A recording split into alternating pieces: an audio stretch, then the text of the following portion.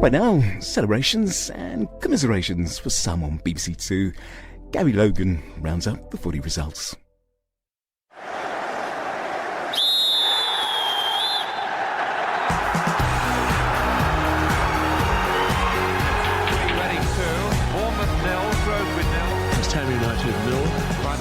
Relegation. He was one of the heroes of the afternoon.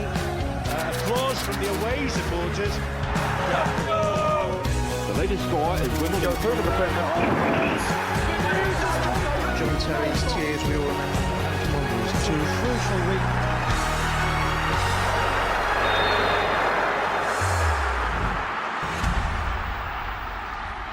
Welcome to Final Score. On the day Sir Alex Ferguson arrived at Old Trafford as the manager of Manchester United for the final time after 26 years in charge of the famous club. Well, their match against Swansea as the afternoon goes on. They're currently taking on West Ham. They're leading them 1-0 at the moment. There are 4 other matches taking place this afternoon, with relegation situations still at the forefront of a number of managers' minds. And with me for this penultimate afternoon of the Premier League season, a man who played under Ferguson, a man who played under Moyes, and a man who is still playing when Sir Alex started it at Manchester United. Welcome to Dion, Kevin and Garth. Have you talked about much else this week? No, that's the only topic on our lips all week. Still got original thoughts to share with us? Yes, lots of them. I can tell you the scenes at Old Trafford at the moment are spectacular. We'll talk and see those very, very soon. Of course, all that wasn't enough. The latest news coming out of City looks like Roberto Mancini is going to be sacked later this week to be replaced by the Malaga manager Manuel Pellegrini. More on that, though, throughout the afternoon. But let's bring you right up to date with what's been happening this afternoon. As I say, Everton with a 1-0 lead at the moment. Mireles scoring in the 6th minute to give them the lead in David Moyes' final home game. And it looks like every Everton player is playing at 100% this afternoon. Fulham 1, Liverpool 1. Daniel Sturridge equalising for Liverpool after a very cool Dimitar Berbatov had put Fulham ahead. You know that Manchester United game is a 4 o'clock kickoff. Norwich with what could be a very important goal, leading West Brom. Robert Snodgrass's goal there, easing the nerves at Carrow Road. Nerves were the order of the day as well for Newcastle when QPR went ahead, but goals from Hatem Ben Arfa and Johan Gouffran have put them ahead, and a win for them means they would be safe. Stoke 1, Tottenham 2 as a result in the early game. Spurs kept their Champions League hopes alive, coming from behind to beat the 10-man Potters. Clint Dempsey had a spectacular equaliser, and then Adebayor popped up with the winner 7 minutes from time, and it's goalless at the Stadium of Light between Sunderland and Southampton. Well, David Moyes' final home game in charge of Everton this afternoon. They're turning to ease their... Going down until inside the box, and Loic Remy converted from the spot. Rangers' first goal in 376 minutes. No other player has scored for them since April Fool's Day. And then 8 minutes later, Jose Pesingwa stupidly pulled back Ben Arfa inside the box. A penalty was awarded, and Ben Arfa smashed it in off the inside of the bar. Green with absolutely no chance. There was an offside goal not given, as Cisse looked to have put Newcastle in front. He looked to be level on the replays, and then Newcastle did take the lead through Gouffran. It was a shocking play again from Pesingwa. The fans are desperate for him to come off the pitch. They're asking Harry Redknapp to take him off. Rob Green rolled the ball short to him. He passed it straight back under pressure from Gutierrez. Green was forced to slide in to clear the ball, and he went to Gouffran just outside the box, and he scored. It's QPR 1, Newcastle 2 at half-time. Well, Norwich have been in free fall in recent months. It was Robert Snodgrass who sealed that goal, picking up on a loose ball after Ben Foster blocked it. Snodgrass wellied it into the roof like his life depended on it. The West Brom fans have brought a bucket load of beach balls, and to be honest with you, that probably sums up the holiday mood of their team this half. They've had one real threat from Lukaku, and that's John Ruddy stopping that. 1-0. Thank you, Mark. Sunderland are the third club in a Champions League final. It's awful, really, this game. 0-0 at half-time, and the visitors by far the better team. They've had the best chances. In fact, I've only written one thing down in the Sunderland column on my notepad. Ricky Lambert had a shot from 25 yards. Jay Rodriguez from the edge of the area, both saved by Simon Mignolet in the Sunderland goal. The only glimmer of hope for Sunderland's fans here came from Adam Johnson. A shot from him inside the box, though, was weak and saved easily by Artur Boric. Sunderland haven't beaten Southampton here since 1999. They don't look likely to end that run today. It's 0-0 at half-time. Thanks, Paul. Well, Fulham may have thought the threat of relegation disappeared a few... Said no, and Berbatov's goal stood, but then straight down to the other end, and Daniel Sturridge, latching on to a great ball out from Andre Wisdom, went around the keeper Mark Sforza to equalise. Fulham 1, Liverpool 1. Well, look at that. The scenes that perhaps none of us a week ago would think we'd be sitting here watching now. Manchester United taking to the pitch with Swansea for the penultimate game of the season. But what a potentially emotional afternoon as Sir Alex Ferguson walks out there for the very last time, Dion. I think we all had our tongues out of our mouth thinking, really? As he actually announced his retirement at this stage, we knew it had to come, but just, the way they'll send him off will be amazing. But look at that scene at Old Trafford. It'll be absolutely jam-packed. Scholes is playing as well, which is even better for Scholes as well. I don't think there's a single fan in the house, Kevin, without a flag. Number 20. Yeah, amazing scenes there at Old Trafford there today. Getting the Guard of Honour. I mean, it's fitting, isn't it? Fitting for a legend. It's used too often, isn't it? The word as the great and legend, but for him, wonderful. When you look at these pictures, you think of great moments and of course, great managers. And it goes back to Jock Stein, who was Sir Alex Ferguson's great mentor all those years ago. He revered Jock Stein, of course, Bill Shankly, Bob Paisley, Brian Clough. And Sir Alex Ferguson fits amongst those pantheon of great football managers. And for him to finish 26 years at Old Trafford, having won the title, is just amazing. Probably standing above him as well, though, really, isn't he? He probably is. I mean, I think that's a debate for another time, but most certainly. We will never see, though, a manager in football have 26 years at one club with this kind of success again. Let's just listen to the reaction as he makes his way down the tunnel for the very last time as manager of Manchester United.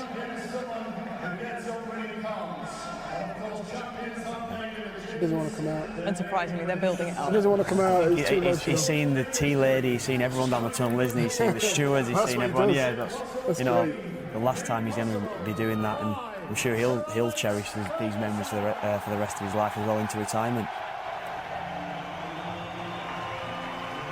Still chewing his gum. I mean, Dion's worked with him, played for him. I've known him for many years, and he's a man's man in many ways, but I think even he will feel this emotionally. He might not show it, but he will feel it. Because I have never seen in my time in football a tribute quite like this. And sorry, Gabby, fully deserved. Every single person within that stadium will be thinking, we don't really want you to go, Gaffer. We really want you to stay. You've brought all the good times to this unbelievably great club. And he now, I can guarantee you, he's holding back the tears. Guarantee that. Definitely. Of course, they've got a football match to play as well. I mean, through all this emotion, they've got to collect their thoughts and... Of course, there are matches being played, is what it does to players, to have somebody like that, and how, you never mind the club, but those players, how they move on without him is going to be tough, especially the ones how they react to the new manager as well. He's been the stalwart of the club for such a long time. They've walked in every single day, seen him at the club, how they then react to a different manager going in, a different voice in the dressing room, a different voice day to day. These autographs now, I think, really would have settled him down. I think he might have been quite emotional until he got to this part, and signing them in that sort of contact with real people would have just settled him down and get him right in touch with the game again. Because I think between the tunnel and that period there where he signed would have been a very difficult time for him. He's got 90 minutes to get angry with officials. He can't afford to be too soft. That will come. Yeah. That will definitely come within time. This is like normality. I think what Garth's saying. This is what he normally does. He does this every home game. Look at this. So it'll just put him back into game mode again. Yeah. And like I said before, it'll help hold back the tears, which I'm sure are there. And I think it's only right and proper that the game waits for him on this occasion. The one time I think the game should wait for him, or wait for anybody in the game, is for Sir Alex Ferguson on this occasion.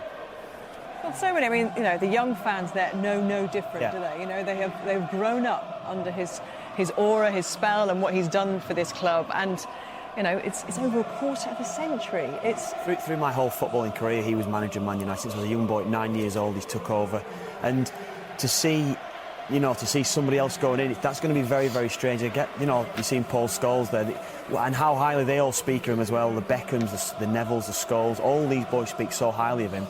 Sorry, Garth. Yeah. I was fortunate to play with Scholes. With the inception of the Premier League and the way that players' wages have kind of gone exponentially up since he started, he's had to adapt to a very different young man to the person that he took on. That's such an important point, Gabby, because when you look at other great players, luminaries in football, Graham Souness has found it very difficult, and he would say that quite openly, to adapt.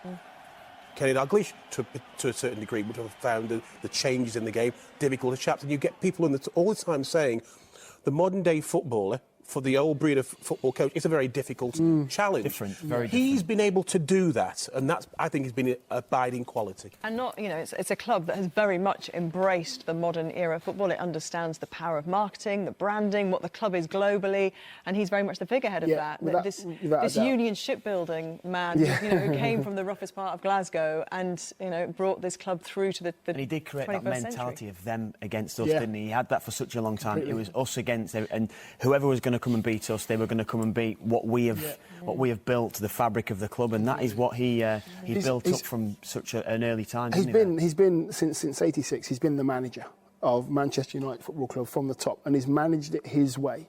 There was a period of time where he could have quite easily have gone in '92, I think it was. But what he's done, he's just done what his title says. He manages individual personalities within the dressing room. That's what he does, and he gets the best coaches to coach. And the traditions at Manchester United, I mean, I had a very, very brief spell, much shorter than Dion, but we both played there. And you understand the first thing, you walk that door, Manchester United have traditions. And if you're not prepared to live up to those traditions, you walk. Wayne Rooney is tampering with some of those traditions. Now, when Sir Alex goes, whether or not that's going to be modified and they're going to actually cope with him, and David Moyes can adapt and accommodate him. That's the word I'm looking for, Rooney, is we have to wait and see. But make no mistake, the Giggs, the Beckhams, the Scholes, all those great players have had to come to terms with the traditions of United. They've been instilled by Sir Alex Ferguson. OK, well, there'll be plenty of time later on when we go back there for those post-match scenes, no doubt, to talk a bit more about Sir Alex Ferguson and what he leaves behind and what David Moyes inherits. And right now, David Moyes' side are still 1-0 up against West Ham. You wouldn't expect anything else, would you, Kevin, from that group of players? They've been truly outstanding, yeah. That first half of Everton, they were so dominant. Tim Howard made a wonderful save from Kevin Nolan, but other than that, the goal they scored was wonderful. Leighton Baines to Fellaini to Pino, the four main attacking players, then on to Morales, scored a wonderful finish it was. And Everton have it's been one-way traffic through the whole of that first half. We probably wouldn't have talked about that game so early on because it's actually not as consequential for what's going on in the table. What really are the games that are consequential for the table are the relegation affecting games, and Sunderland obviously at the moment drawing, Newcastle winning and Norwich winning. They're the two big ones. Every game has been like a cup final. The early games have been like cup finals. You can't take your eye off any screen, but you're absolutely right. Newcastle, critical. Carrow Road, Norwich, critical, and it affects everything that's going on around them. So, I mean, the football's been stupendous at the moment.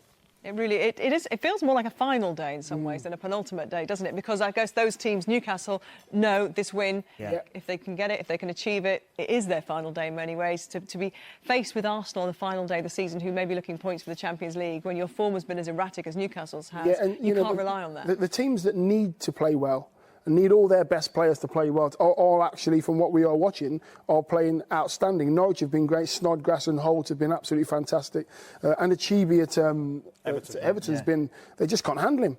But they should have been doing that more consistently to get themselves into better positions during the season.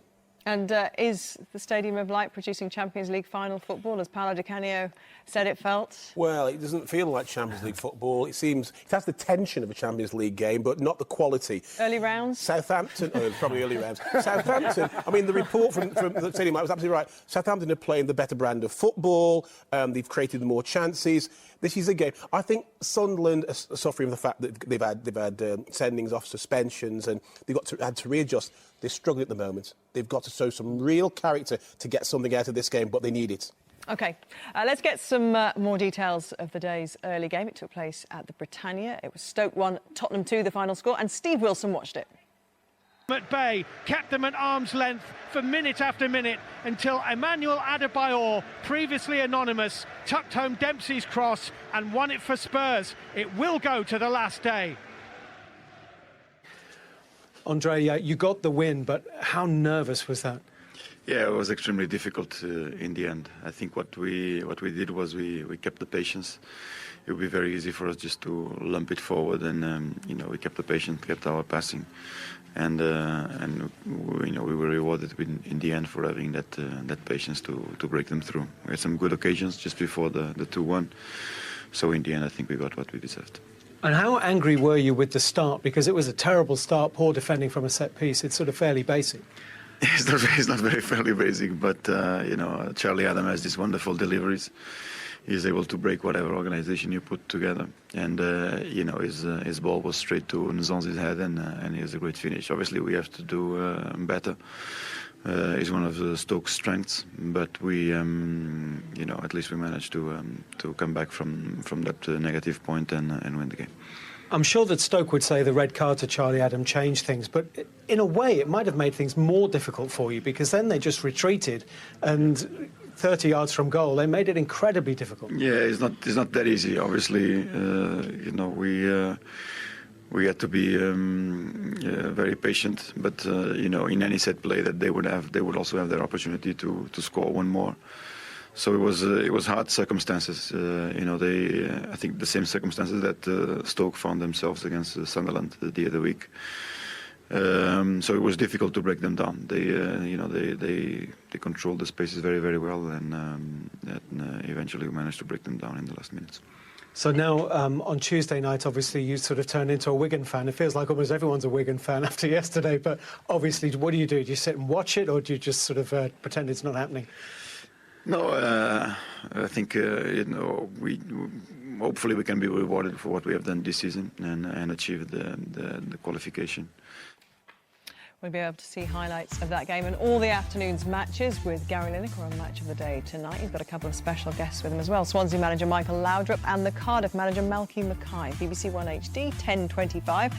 And you can follow the continued race for Champions League qualification and the battle to avoid relegation on 5 Live on Tuesday night when Arsenal take on Wigan. What a huge game that is going to be. And today's match, well, the early match, Stoke, and the result there for Tottenham puts even more pressure, doesn't it, on Arsenal in that game.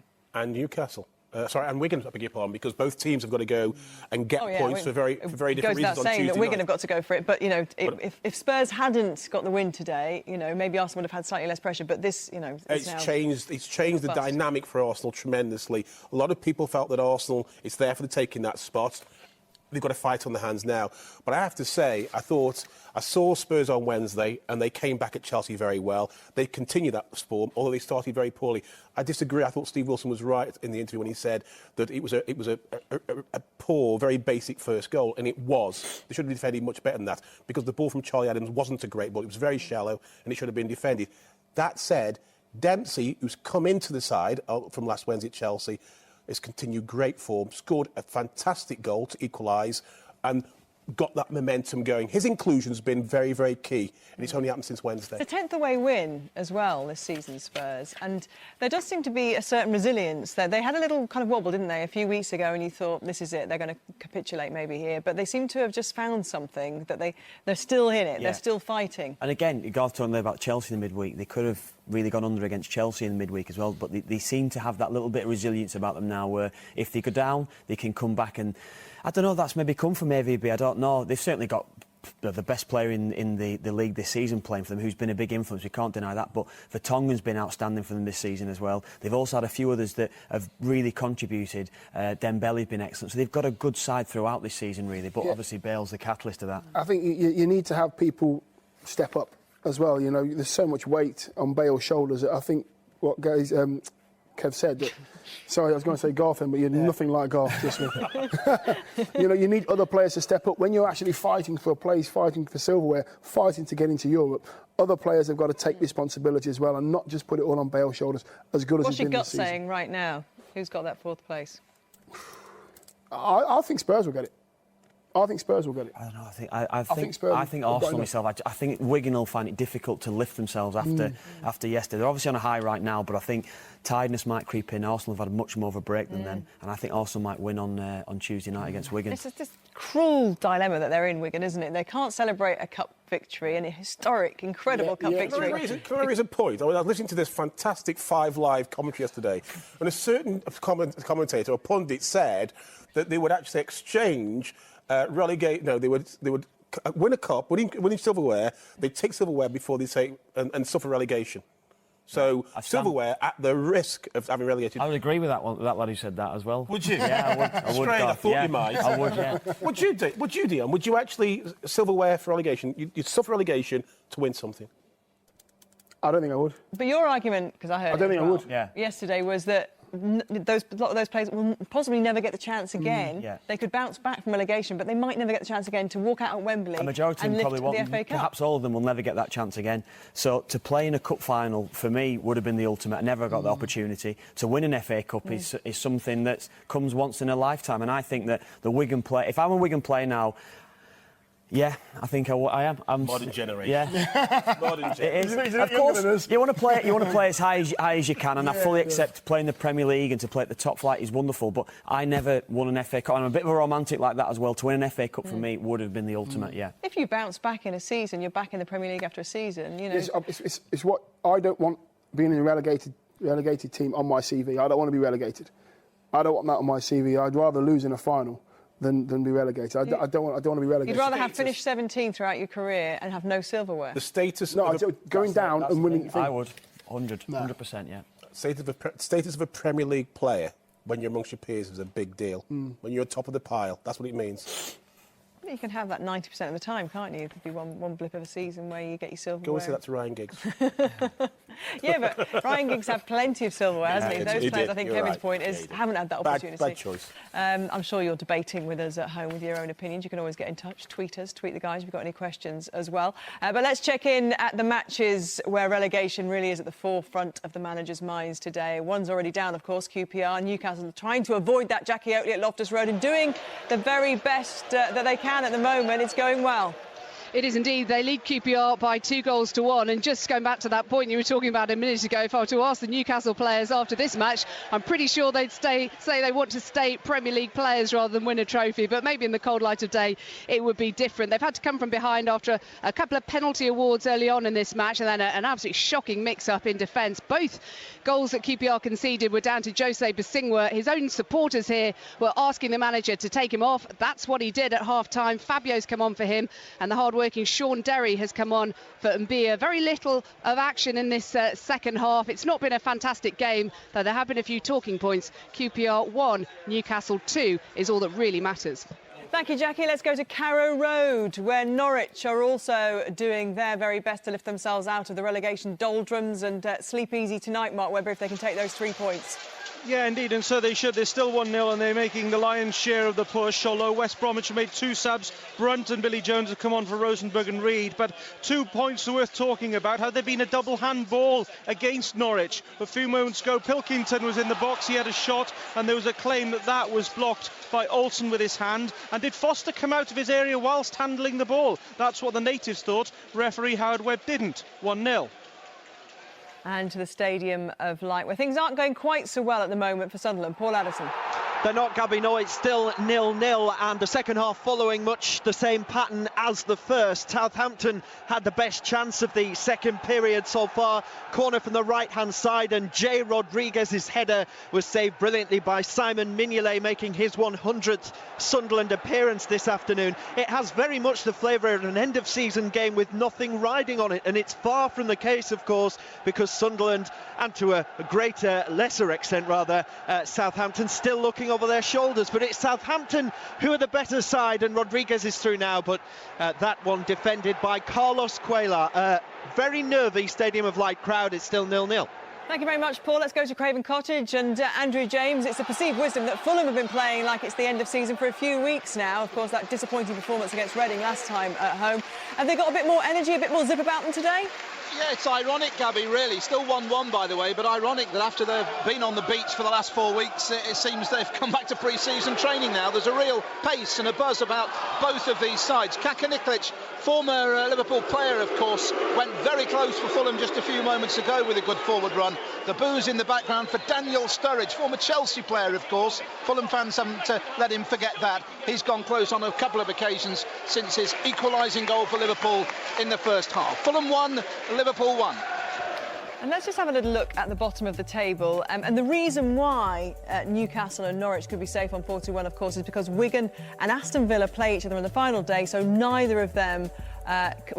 they can't both reach 41, basically. Even if Wigan beat Arsenal, they'd be on 38. They could reach 41 with a victory over Aston Villa, and then Aston Villa would be on 40. So am I making sense? You are making sense. Well, the interesting point for me is that Wigan can get 39. They could even get 40.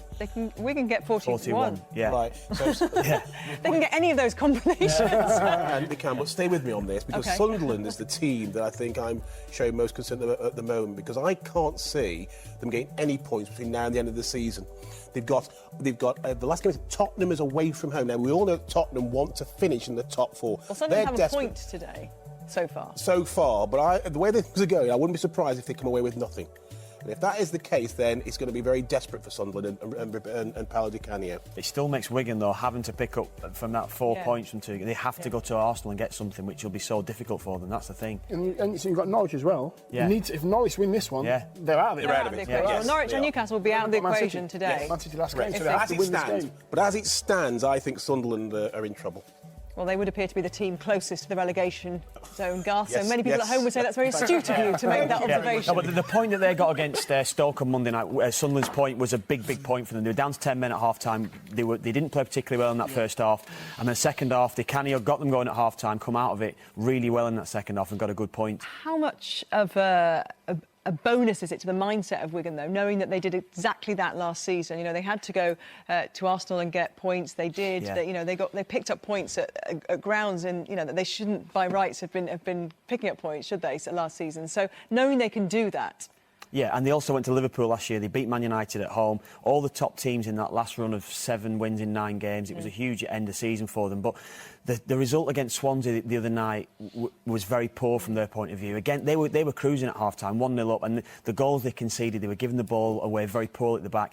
But they were playing with a flat back 4. Yesterday they played with a 3 at the back in the cup final, and they looked so much more comfortable. And I think if Martinez can play 3 at the back for the next 2 games, they'll cause Arsenal trouble on Tuesday and against Arsenal. So you Villa. do think they can get something out of the Arsenal game? I think they can get a point out of it. I think they can get a point out of it. I do. But I think it's going to be. I think that's at best for them. That's the thing. I think at best for Wigan. A point would be very valuable. But I just wonder how they're going to pick themselves up after yesterday. And they've done it before. They've done it before, Wigan. That's the worry for me, that they've done it before, because they'll expect to do it again. And you can't, they might be thinking, well, we've done it before, we'll be okay. Would there not be an element of them feeling invincible after yesterday? The team that... On adrenaline. I think they'll be playing on adrenaline. Yeah, they possibly Or alcohol fumes. One of the two. They've not been allowed to drink, wasn't it? The Iron Brew or any other fizzy drink in Scotland. If I know professional footballers, they would have found something to drink. He doesn't know any professional footballers. Garth can't imagine celebrating without alcohol. It's beyond his comprehension. Totally. Let's go to Goodison Park and check in with Richard Askham. Everton, of course, with that 1-0 lead. And I imagine quite a buoyant atmosphere there, Richard. Yeah, there is, Gabby. The Everton crowd have really started to get into it in the last few minutes. Everton have been really building on that excellent opening goal from Kevin Morales. West Ham just on the attack there for a moment, but fielded easily by Tim Howard. Just looking down at David Moyes, though, Gabby, he's urging on his team just as he would, as though it was any game. He wants to win this just as much as he did his first game. Morales with a shot, deflected and into the goal, beyond Jääskeläinen. He has his second goal of the game. I think it will be credited to him, even though it was deflected. Jääskeläinen, no chance. Everton have been threatening this second goal on David Moyes' last home game as Everton manager, and they have it. Well, it would be awfully cruel, wouldn't it, if after the season they've just had, if he finished his last home game without an emphatic victory. It looks like he's going to get that, Kim. Yeah, good goal there by Morales. Morales has been excellent, really top signing for David Moyes. Really, really good signing. Good ball in. Gibson playing it forward to him. He just checked inside a couple of the defenders. Bit of deflection, very harsh on James Collins, and then looped over Jaskalainen in goal. But he makes no look, doesn't he? Yes, I mean Morales has been really outstanding. He's for them this season. pretty much every player at that club right now, I imagine, is his acquisition or yeah, or you signing, mean like to Pienaar as well. I mean, we talk about Fellaini and Baines have been the main two, but Pienaar and Morales have been really good signings, especially getting Pienaar back one that from would Spurs. go with him to Old Trafford. Who would you go for? Yeah, I think we were talking about before. I think he could go for someone like Baines, even Seamus Coleman, who's had a really good. Coleman, possibly Fellaini. I think Baines would be the one. I don't know if Fellaini would fit into United. I don't know. Again, he's a top player, but I don't know whether he'd. I'm sure he'd want to sign him because of how good he is, but I don't know if he'd fit into United. United way. Good point. Let's find out how the club he's going to are getting on. Of course, a lot of managers pick up, don't they, the club with a lot of work to do. It's a slightly different challenge, isn't it, for David Moyes? The champions, are they cruising today at Old Trafford? Alistair Yeomans, are they making a big show of it for the manager? I think they're doing very well, Gabby. This is no testimonial pace at all. There's been some pretty good tempo. You'll have talked about the Javier Hernandez chance in the 4th minute put through by Van Persie, and his shot just coming back off the bar. Swansea responded very well, and Pablo Hernandez just shot a ball wide. And the fascinating thing for me as well is the ball comes in again towards Welbeck. Swansea will be able to get this one away this time. Paul Scholes, we've already had a characteristic beautiful pass. We've already had a characteristic mistimed tackle. And just a moment ago, he burst through the middle, and we just thought for a moment that he might score on his last home game. That's too much to ask for, surely. OK, let's go straight to Carrow Road. Mark Webber, a goal for us. The trapdoor is well and truly shut now. Norwich 2, West Bromwich Albion 0. Such an easy goal. Ben Foster made a massive faux pas. He put the ball in the path of Grant Holt, and then he just stood there as he watched Grant Holt walk it in. It's a bit of a walkover, this. 2-0. Oh, no, they're coming now. They're coming now. OK, let's go to Craven Cottage. Andrew James has a goal. There's a goal from Daniel Sturridge for Liverpool, and it's really put the cat amongst the pigeons here, Gabby, because Fulham in the build-up to that thought they could have had not one but 2 penalties. Ruiz cross appeared to be handballed by Lucas, nothing given. Then Kakalinic went down. That looked more of a dive from him, it has to be said, trying to cash in on the fans' anger against Mark Halsey. But as Liverpool broke away, it fell to Daniel Sturridge, of all people, his 2nd goal of the afternoon, and the perfect answer from him to the Fulham fans who've been berating the former Chelsea man all afternoon. Fulham 1, Chelsea 2. 9 and 13, Sturridge. Cute signing. He's a very good player. He's now, too lately, he's coming to form. He's dangerous on the shoulders of defenders. Defenders now are thinking, I don't want to play against him. I don't want to play against him because his movement's good, his finishing's good. It was a really cute finish because he didn't have many places to put the ball, and he just slotted it past the keeper calmly and coolly. If he can continue to do that, he'll get a lot of call-ups. And how often do you see that lone striker get himself isolated, not being able to cope with that? It's a difficult role to play, but Sturridge is as good as you'll see anyone playing that lone striker. His first goal was excellent. He's had really something of a reputation, hasn't he, of being a difficult personality. And even, remember the documentary that was on about Brendan Rodgers in the pre-season, and he had a little incident with him, didn't he, there and that. Do you think he's kind of ironing out those creases? Absolutely. Difficult personality. I don't know Daniel, but I've watched him a lot. And I think on the football field, when he was at Chelsea, definitely, he was difficult to play with. You know, he really played for himself, if I'm going to be blunt. I think what they've changed at Liverpool is they made him more a team player, he's more aware, and he's prepared to play people with and in. I think at Liverpool, if you try to be selfish, the first people will dig you out of the fans. They'll hammer you. But I think Brendan Rodgers has helped that part of his game. Oh, get in there. Hang on, let's go to Carrow Road. Mark Webber, another goal. Yes, Norwich 3, West Bromwich Albion 0. Ryan Bennett found the space and headed it. If he couldn't have got it, Pilkinson was right behind him. Foster was nowhere to be seen. Norwich 3, West Bromwich Albion 0.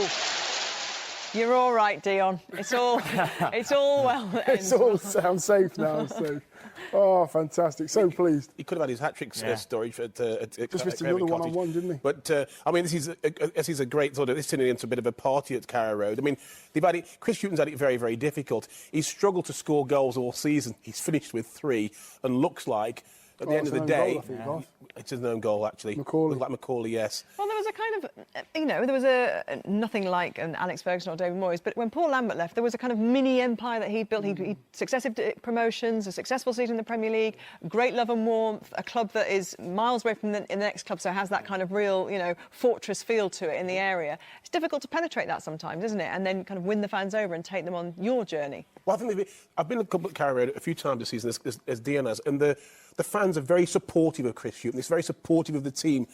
They are trying to get over the hangover of losing Paul Lambert. And I think if they get through this season, which they look like they're going to do now, I think they'll have got past that now, and they can get on and build. See, Gabby, when I was at Norwich City, we were 9 points adrift of safety. We had 25,000 people in the stadium, absolutely packed out. Now, Lambert's gone and moved on to Villa, and there's a massive void. There was a feeling of a void there. What are we going to do? Oh, my goodness. What are we going to do? Goal. Sunderland have scored. Okay, all right. Wow. Thanks, Garth, for giving the game away. Sorry. But let's go. Sorry, I do apologise. What's happened? Sunderland have scored, Gabby. A huge relief around the Stadium of Light. 41,000 people on their feet.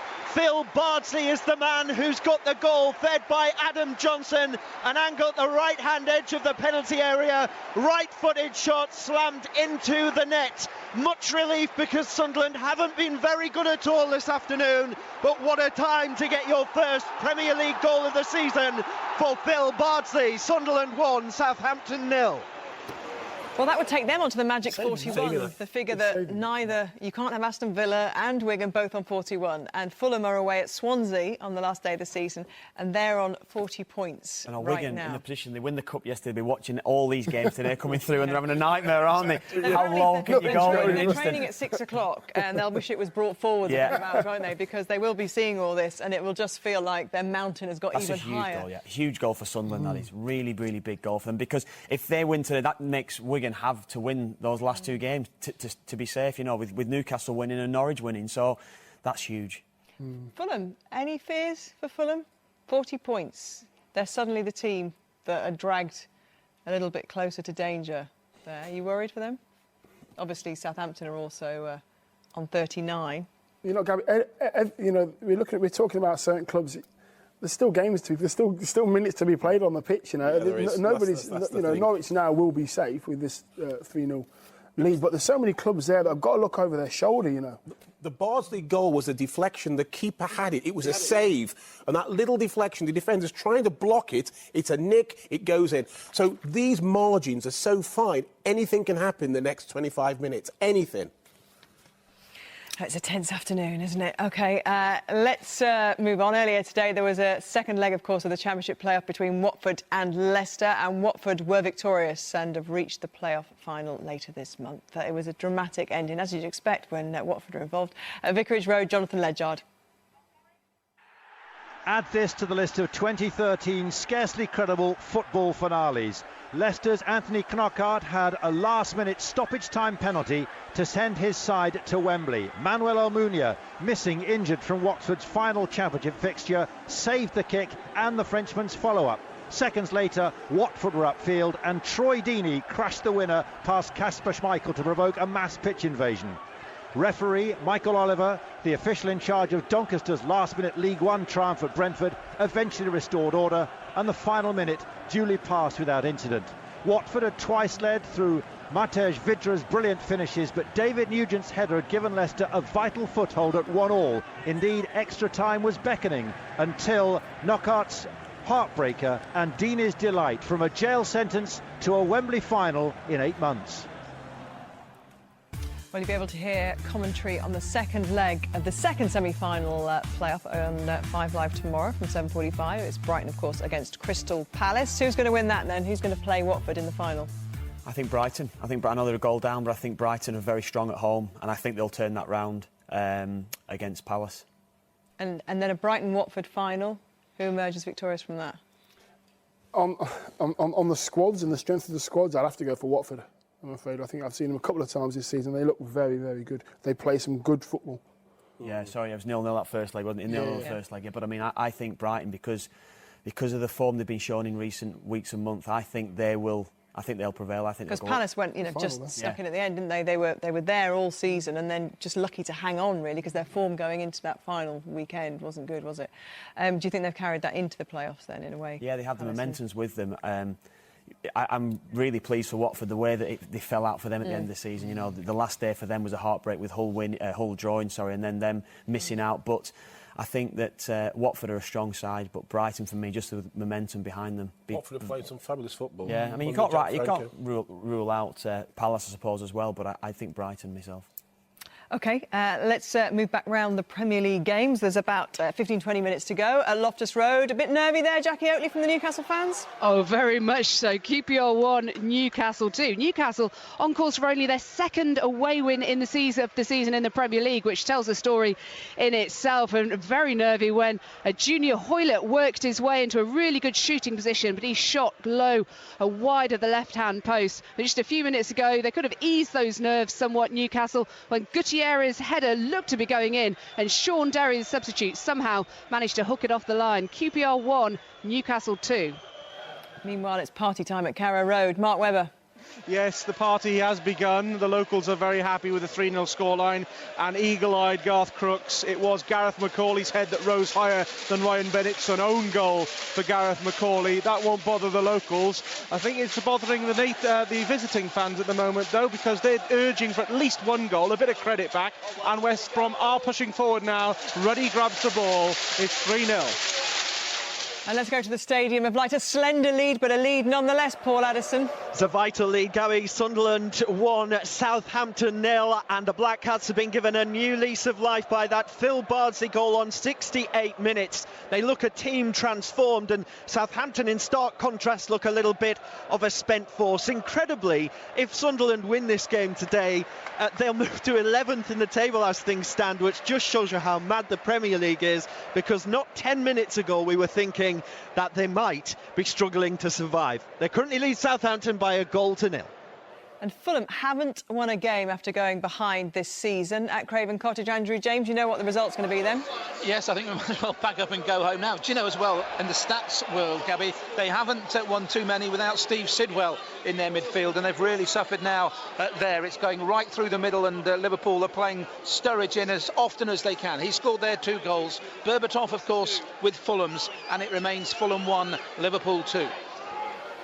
And it's all going to plan at Goodison Park as send-offs go, Richard Askham. Yes, it is, as Nikita Jelavic prepares to come on for Everton.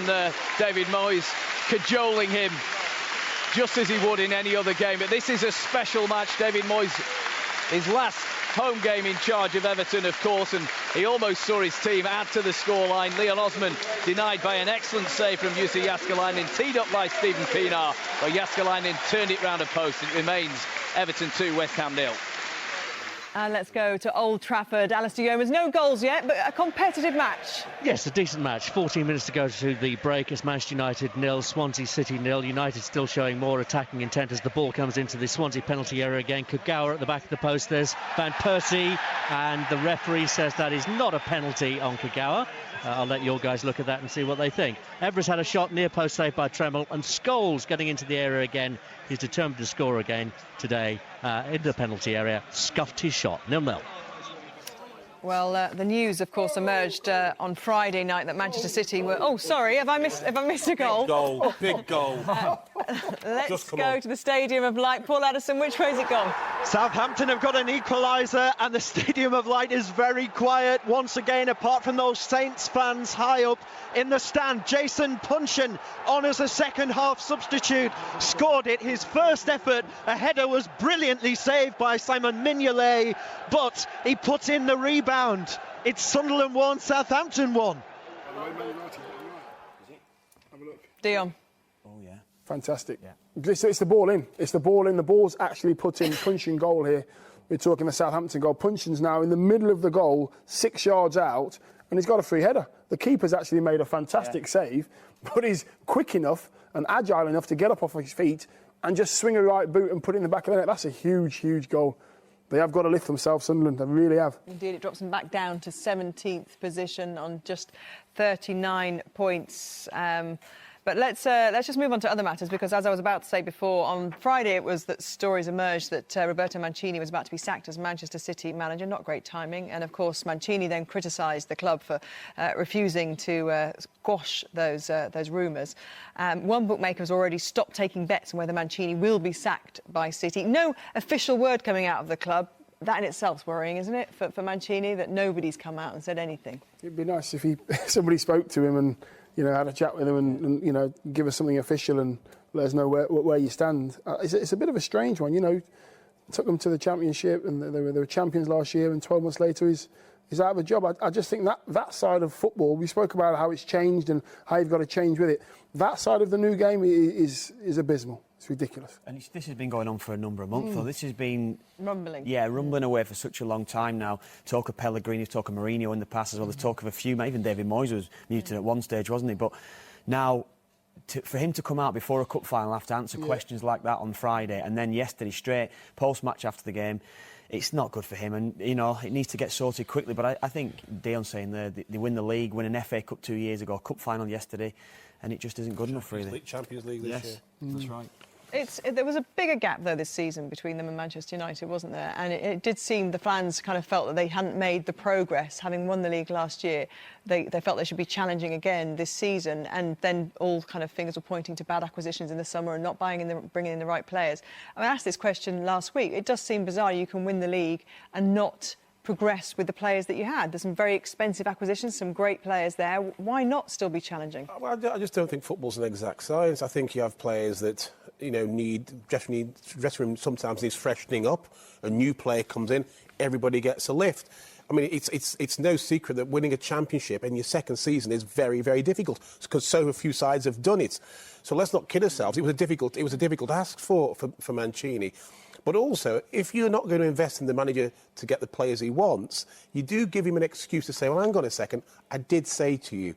And the game against Wigan, I mean, when I listen to these guys, they're all saying how lacklustre those players were. Now, people might say, hang on a second, they've no right, it's an FA Cup final, all that stuff. But the reality is, they've underachieved.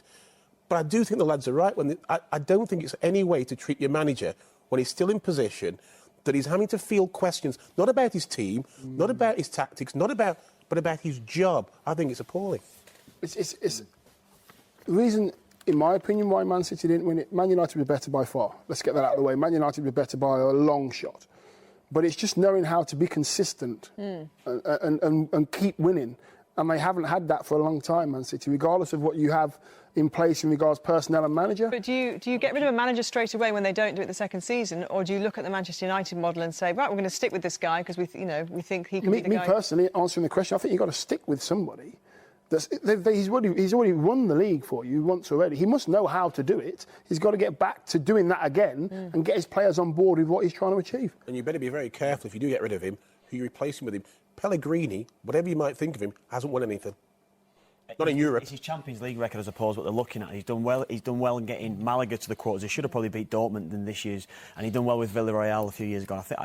So he's got European experience. That's the only thing that you'd bring Pellegrini in for. You know, Mourinho's still out there at the moment. Whether or not he could be a last-minute one with it. But Martin, you've got European experience. You're going to put him into Manchester City's job. Yeah, I know. But that's the thing. I mean, for me, with Mancini at the start of the season, he'd written off the Champions League before he'd even begun, I think, with City this season. I know they had a difficult group with Dortmund and Real Madrid in that group, even Ajax, tough group to go with. But he'd written the chances off, saying we hadn't got the experience, we haven't got the club's not ready for it. But the players that they've gotten at Man City. It took Manchester United a while to crack Europe, didn't it? You know, and to move on. It doesn't just happen in a season, does it? Yeah, and that's true as well. But whether or not the board and the hierarchy there at City think that he's not the man to bring them on in European football. It took Alex Ferguson 13 years to win that first European trophy. As soon as when he signed me in '92, Gabby, Man United went like that. Yeah. It's all about me, Gabby. Don't worry about Sir Alex. Don't worry about Sir Alex. I tried to engineer the questions to you so that it gave you the opportunity to have that platform. Thank you very much. Thanks for coming in so blatantly with that, Kevin. And we're talking about then. I've lost my school of thought now. I thought you were going to contribute to that. You're going to just praise Dion. Talk about Dion. Yeah, thank you. Thanks, Kev. There's an issue here. There's an issue at QPR Newcastle.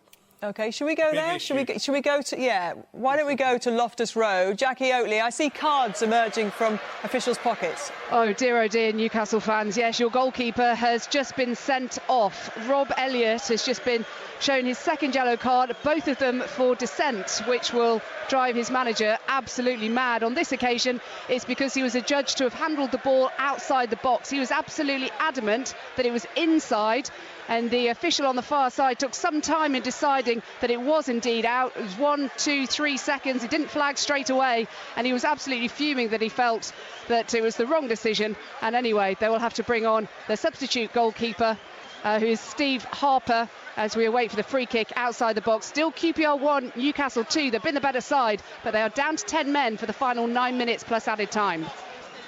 Well, Steve Harper's had plenty of experience in nets for Newcastle, so they're not bringing on a kid who's untried and inexperienced, but crucial timing. I mean, you don't want this to 7 minutes to go. The only thing I can think that's happened there to Elliott is the ball's now bouncing on the edge of his box. It's probably outside the box. And he's... Hang on, there's a goal at Old Trafford. I'm sure you want to hear about it, not give the game away. Alistair Yeomans? We've heard it and seen it so many times, hundreds of times. Sir Alex Ferguson with his arms aloft in the air, celebrating a goal. Free kick, right-hand side from Manchester United. Swansea City didn't deal with the free kick. Javier Hernandez pounced on the loose ball, fired the ball home. 5 minutes to go to half-time. On his special day, they're in front. Manchester United 1, Swansea 0. Anybody want to talk about that goal before we go back? It's a Hernandez movement again. You know, his movement, he goes from left to right, and he just has it's a tap in to him. But he's got a lot to do. The keeper's on the angle, he's on the angle, and he's got to slot it. He actually slots it underneath the goalkeeper because the keeper comes out to try and block it. But his finishing's amazing, and this is what Man United need, a nice fitting finish for Sir Alex on 3 points. And Liverpool could have been 3-4 up, and Schwarzer and the Fulham defence are doing fantastic. But what I find very interesting is that without Suarez, they looked as though they were somehow uninhibited. They were playing a style of football. Everything didn't go through Suarez, and I thought, Downing and Henderson started to look like players again. And no Gerrard today, and it's not in any way inhibited their play. They're looking free-flowing, interesting. I just wonder, when you have star players who've been a fixture for a long time, they do intimidate sometimes. It's responsibility, as a player. If your star man's not there, you've got to step up and contribute something to your team. Well, Sturridge again has been the key to that as well. Yeah. He let Suarez off the leash a little bit. He let him go and express himself. And I think since he signed, Henderson and Downing have really come into their own as well, because he's allowed what he's done. Sturridge, he's got them higher up the pitch. He's played on the shoulder a lot more. Where Suarez, as that lone striker, has been coming a bit deeper. Where did Andy Carroll fit into all that then? He doesn't. That's the one. That's the point. That's the answer, there's a big question there for West Ham, because they can't afford to pay the money, even 20 million. Rodgers doesn't really want him back. And he doesn't want him, and Rodgers doesn't want him back, so what are you going to do with him? It's going to be a very interesting situation there. And West Ham are not releasing anything out of the club at the moment regarding Andy Carroll, because I don't think they know what they're going to do with him. And has progress been made, do you feel, under Rodgers? Are they now looking at the end of the season like a team who next season could be challenging? Should be. They certainly should be. They've had a good, maybe not challenging for the Championship, but certainly challenging for the top four. Certainly challenging in around the top four. They've got players, maybe 1 or 2 more additions in the summer. I think the board at Liverpool have indicated there'll be money to spend. I'm sure Rodgers will spend that well. It's just showing intent, isn't it? Yeah. When the window opens again, they show intent. We're going to be in your faces of the Man Uniteds and the Cities and the Chelseas. We want a bit of what you've got. We're going to get some players in, strengthen our squad, and we've got to become better, and we'll be challenging for that top 4. Well, we've got some Alex Ferguson quotes, which we'll be playing a little bit later on across the bottom of the screen. And one of my favourites, which, kind of the blatant Alex Ferguson regarding Liverpool. And he said one of his greatest challenges, here it is from 2002, one of my greatest challenges was knocking Liverpool off their perch, and you can print that. There was never any love lost, but this is a whole new era now, isn't it? And that changes the dynamic of things as well, doesn't it? Not having Sir Alex at Manchester United will change the dynamic at the top of the table. The verbal strength of Sir Alex, and how everybody hangs on his every word, and they get sucked into the challenge of trying to to win him through the tongue, and he's won every challenge and he's wound managers up, and they've taken the bait all the time. You're right, Gabby, it's going to be a massive psychological... Again, it puts David Moyes on a different level, yeah, doesn't it? It does. Can he handle what Wenger has to say, or if it is a Mourinho that comes in at Chelsea, whoever... Can he? You know it, can he? I think he can. I think he's a very strong character, he's a very strong leader. And I'm sure got a bag of one-liners to pull out for us? I don't know if you don't see, probably if you look back at the quotes, there'll be one or two that'll come out. Remember when he went in at Everton and he said straight away, this is the people's club, and that got the whole of Everton on side with him. You can print that. Yeah. Well, that's a politician talking, isn't it? I mean, that's great. That's kind of crowd-pleasing stuff, isn't it? OK, let's get an update from the Stadium of Light. Any signs of a winner, Paul Addison? There's not at the moment, Gabby. The game has reverted to type, other than that Sunderland goal from Phil Bardsley, 68 minutes, which, of course, was cancelled out by Jason Puncheon on 75 minutes. We haven't seen anything from Sunderland in a creative sense, and Mignolet has just pulled off another great save, this time from a shot from Ricky Lambert inside the penalty area. The Sunderland keeper, not for the first time this season, is putting in a man-of-the-match performance. You talk about the lack of creativity for Sunderland. They're suffering. They haven't got Stefan Sessegnon on 3 suspension, and Danny Graham has gone almost 900 Premier League minutes without scoring a goal. Southampton have a corner here. They're looking the most likely to score. It's still 1-1. Another goal at Craven Cottage. Andrew James, what was that we were saying about Daniel Sturridge? Well, I should think the Fulham fans, if they wanted anybody to score a hat-trick against their side on the final home game of the season, it probably wasn't a former Chelsea player. But Daniel Sturridge has done exactly that. Long ball forward. Schwarzer came right out to the edge of his box to meet him. Took a bit of a deflection, but looped him to the top corner. Liverpool's free-flowing footballers probably deserve that. Fulham have gone off the boil. Jan Arne Riise came on as a sub for Fulham a few moments ago and got a bigger cheer from the Liverpool fans than he did from the Fulham fans. It's Fulham 1, Liverpool 3. Well, Martin Jol, I mean, Fulham, talk about being off the boil. I mean, literally their season pretty much finished about 6 weeks ago, didn't it? Martin Jol has this morning said he wouldn't be embarrassed if he received an approach from Everton. That's on the record. That's on the record. I spoke to Fulham just to get some sort of clarity on this.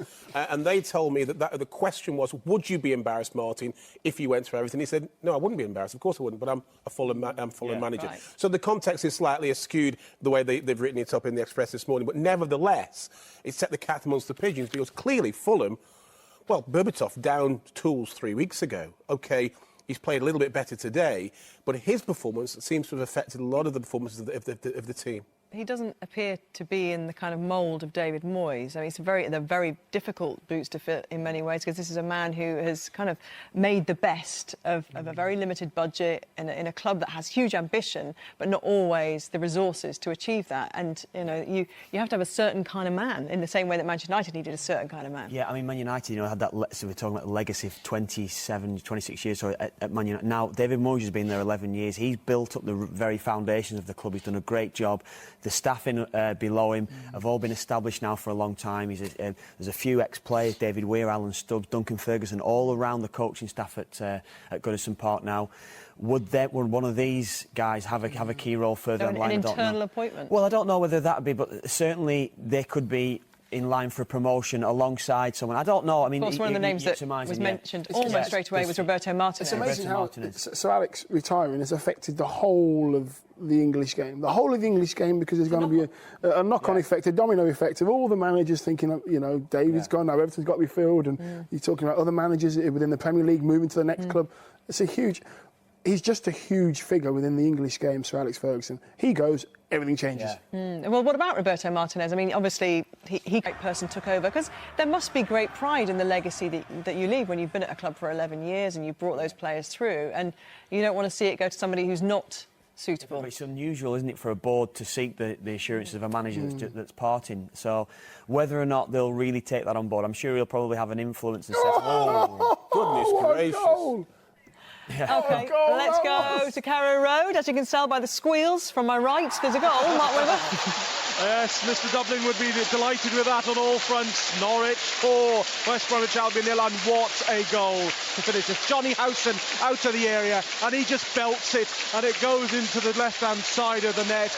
There's no way Foster was going to stop it, but it really is the icing on the party cake for the locals. Norwich 4, West Bromwich Albion 0. Down, head down. Well, they'd scored 16 goals fewer than at this stage last season, and that's on course to be their biggest win of the season in the Premier League. I think Mrs. Houghton will be the most pleased about that goal.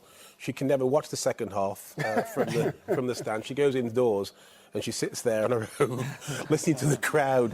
So, I mean, I suppose when the third goal went in, she might have crept out and watched it. But, I mean, it has been that sort of season it's evolved into that sort of season for Norwich. The tense and the anxiety.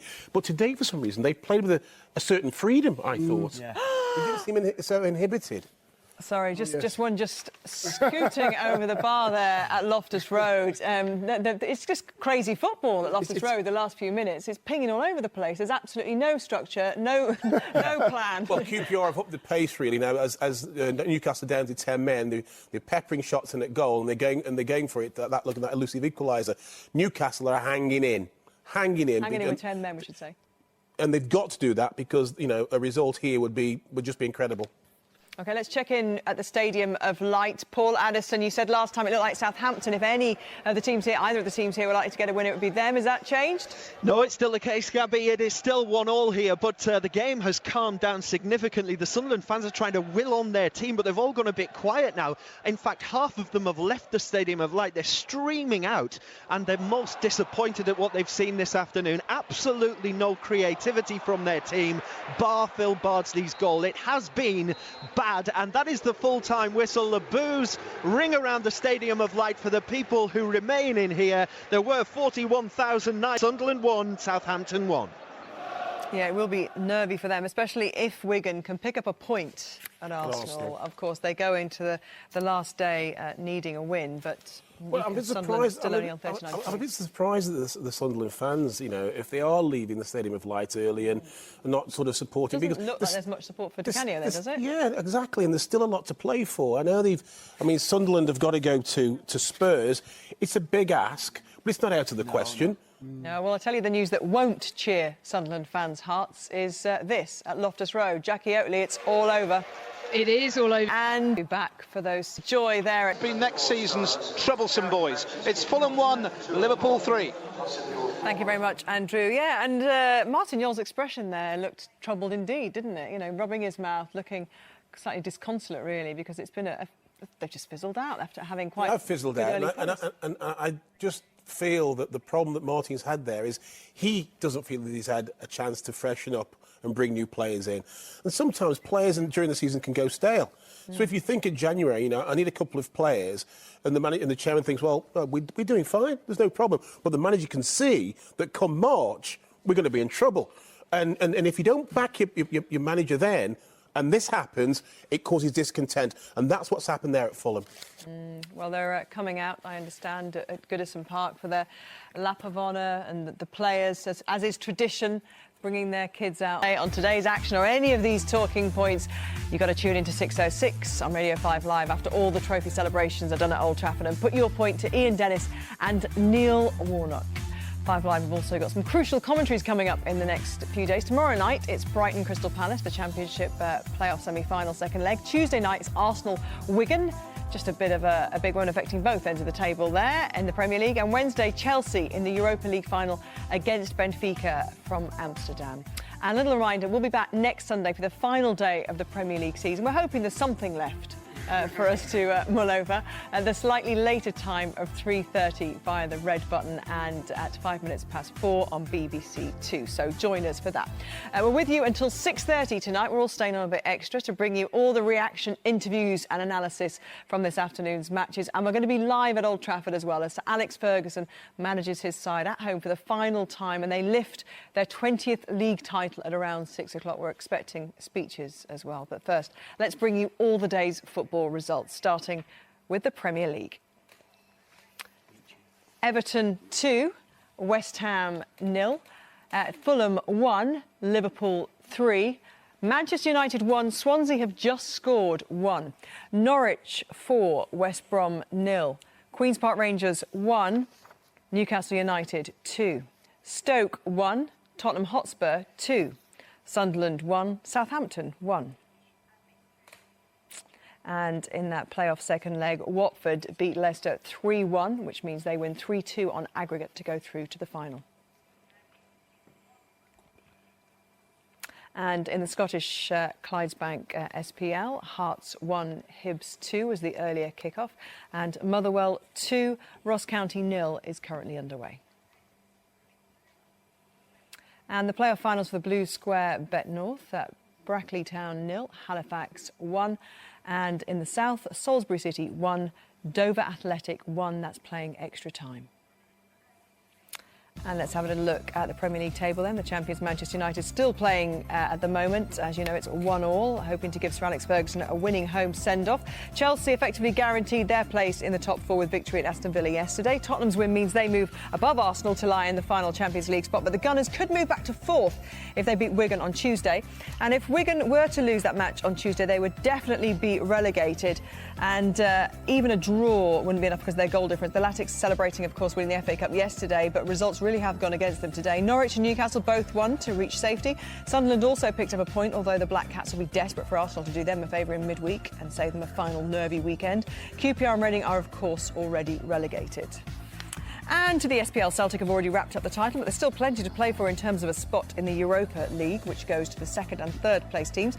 Motherwell have already clinched 2nd and could today end Ross County's hopes of finishing 3rd. They're currently leading Ross 2-0. Hibs are already guaranteed a Europa spot on account of their reaching the Scottish Cup final, and today they move above Hearts after beating them in the Edinburgh Derby. Dundee are already relegated. OK, let's check in at Old Trafford and hear about that Swansea goal. Here's Alistair Yeomans. Good goal as well. Dyer cross from the right. Michu got in front of Phil Jones and volleyed the ball home with the outside of his left foot. Good goal as well. Some dark humour from the Swansea fans, little pocket of them to our right, who started singing "Sacked in the morning, you're getting sacked in the morning." It started raining at Old Trafford. They haven't read the script, but there's plenty of time for United to make it right. 1-1. Thank you very much, Alistair. Did you see the goal? Yeah, brilliant goal. Dyer put a good ball in. Michu got across Phil Jones, who was trying to go for a diving header to clear very, very low. Finished it with the outside of his left foot. Wonderful finish it was, and it just went in really quick. And you know, the goalkeeper didn't have a chance really with it, did he? Decent. It's all about the delivery into the box and Michu's movement. And Jones was just on his heels slightly, just couldn't get there quick enough, could he? Yeah. And Michu was on the move and just to the outside, just outside of his left foot, just guided it towards goal, and it just flashed past the keeper. Great finish, and he's been doing all season. OK, let's move on to Steve Bauer, who's been watching Sunderland take on Southampton at the Stadium of Light. And Steve, I guess with Sunderland now occupying that 17th place berth, they are the ones going to be most nervously watching Wigan's performance at the Emirates. They're buying their Arsenal scarves as we speak, I think, Gabby, yes, because if Wigan were to pull off the unthinkable and win against Arsenal on Tuesday, of course, that would make it very interesting indeed going to the final day when Sunderland have to go to Tottenham, of course, Arsenal's rivals for that last Champions League spot. And really, they never looked convincing, even though they were in front today. They were very, very nervy and tense in the first half. Didn't really have the desire and fight of a team battling for survival. Southampton much more composed and probably should have been in front at the break. But Pardew obviously had his say at half-time. He introduced Connor Wickham, which gave them 2 up front to help Danny Graham a little bit more fight, but still it was Southampton the better team. And then Barsi's deflected shot got them in front. It was lift off. There was a whole different dynamic and atmosphere around the stadium, but credit Southampton, they deserved something out of this game, no question about that. Jason Punchin came off the bench and equalised with an improvised effort, and again Sunderland had Simon Mignolet to thank for 3 or 4 really good saves for them to get the point, which should barring Wigan's greatest of great comebacks, be a big point for them, because it could have easily been none today, which would have made it even more nervy. And there was a sense of disquiet from the fans as well. We saw fans leaving. We heard about fans leaving before the final whistle. You know, do you get a sense around the ground that they don't think Di Canio is the answer long term?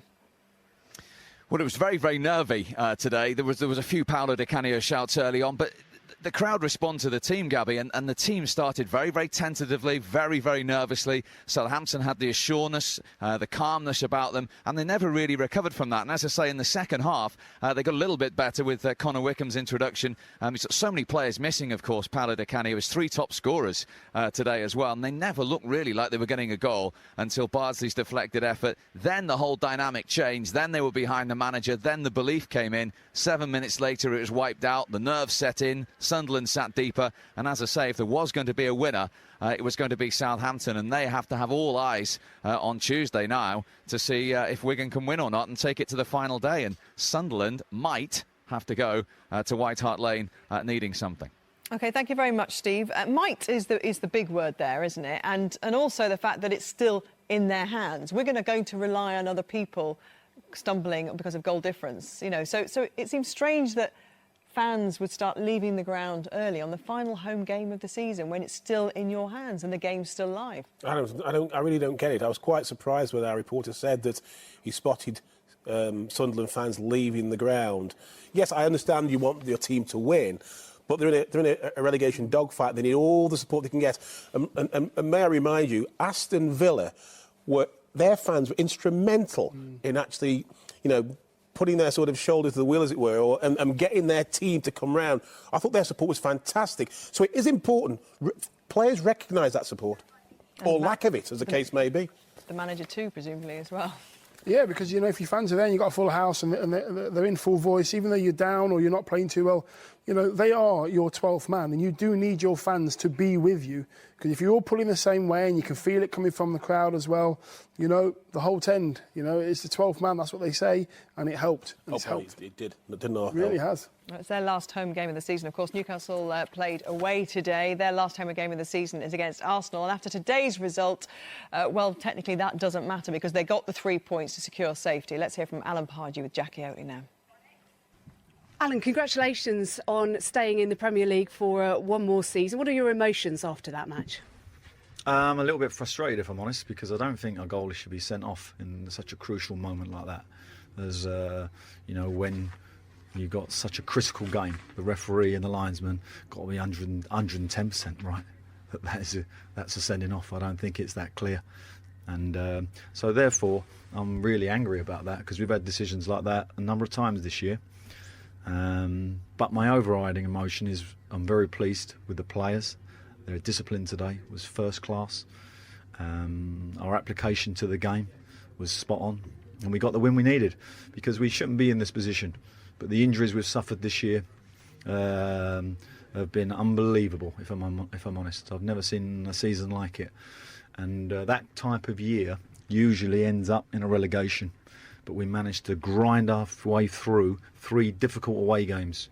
West Brom away, got a point. West Ham away. And then today we got a win, and that was crucial. Have you had a chance to see that decision again when your goalkeeper was sent off? Yeah.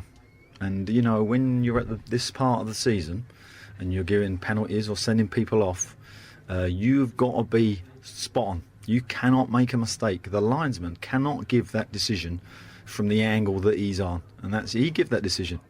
And I'm afraid, I've gone and seen him and said, come on, you know, you've got to be right if you're going to make a call like that. Because there was a delay of a few seconds before he actually made the decision, wasn't Yeah, there? the referee said to me that he heard it in his ear, that it's from that linesman who was that side. And I just do not know how he can see that from that angle. You know, these are absolutely critical decisions at this time of the year. Let's speak to Jonathan Pearce, who's there watching for Match of the Day. You saw that decision, you've seen the replays. What do you think of it? Well, as the ball's played forward, I thought that Elliott was sluggish coming out. I thought he stepped out of his penalty area with the ball in his hands. My first reaction was, because he'd been booked for kicking the ball away earlier, that was a second yellow. He was very close to the assistant referee. Now, when you watch a replay, he's leaning back towards his penalty area and will claim, and Alan will claim as well, and Newcastle will, that he was holding the ball in the penalty area side of the line, if you get what I mean. His feet were outside the line, but the free kick was given a yard outside the box. Certainly his feet were way outside the penalty area, and I think that's what the assistant referee would have seen. He doesn't see a replay, and he, like me on first looking at it, thought it was a red card offence because it was a second yellow, and therefore he had to go.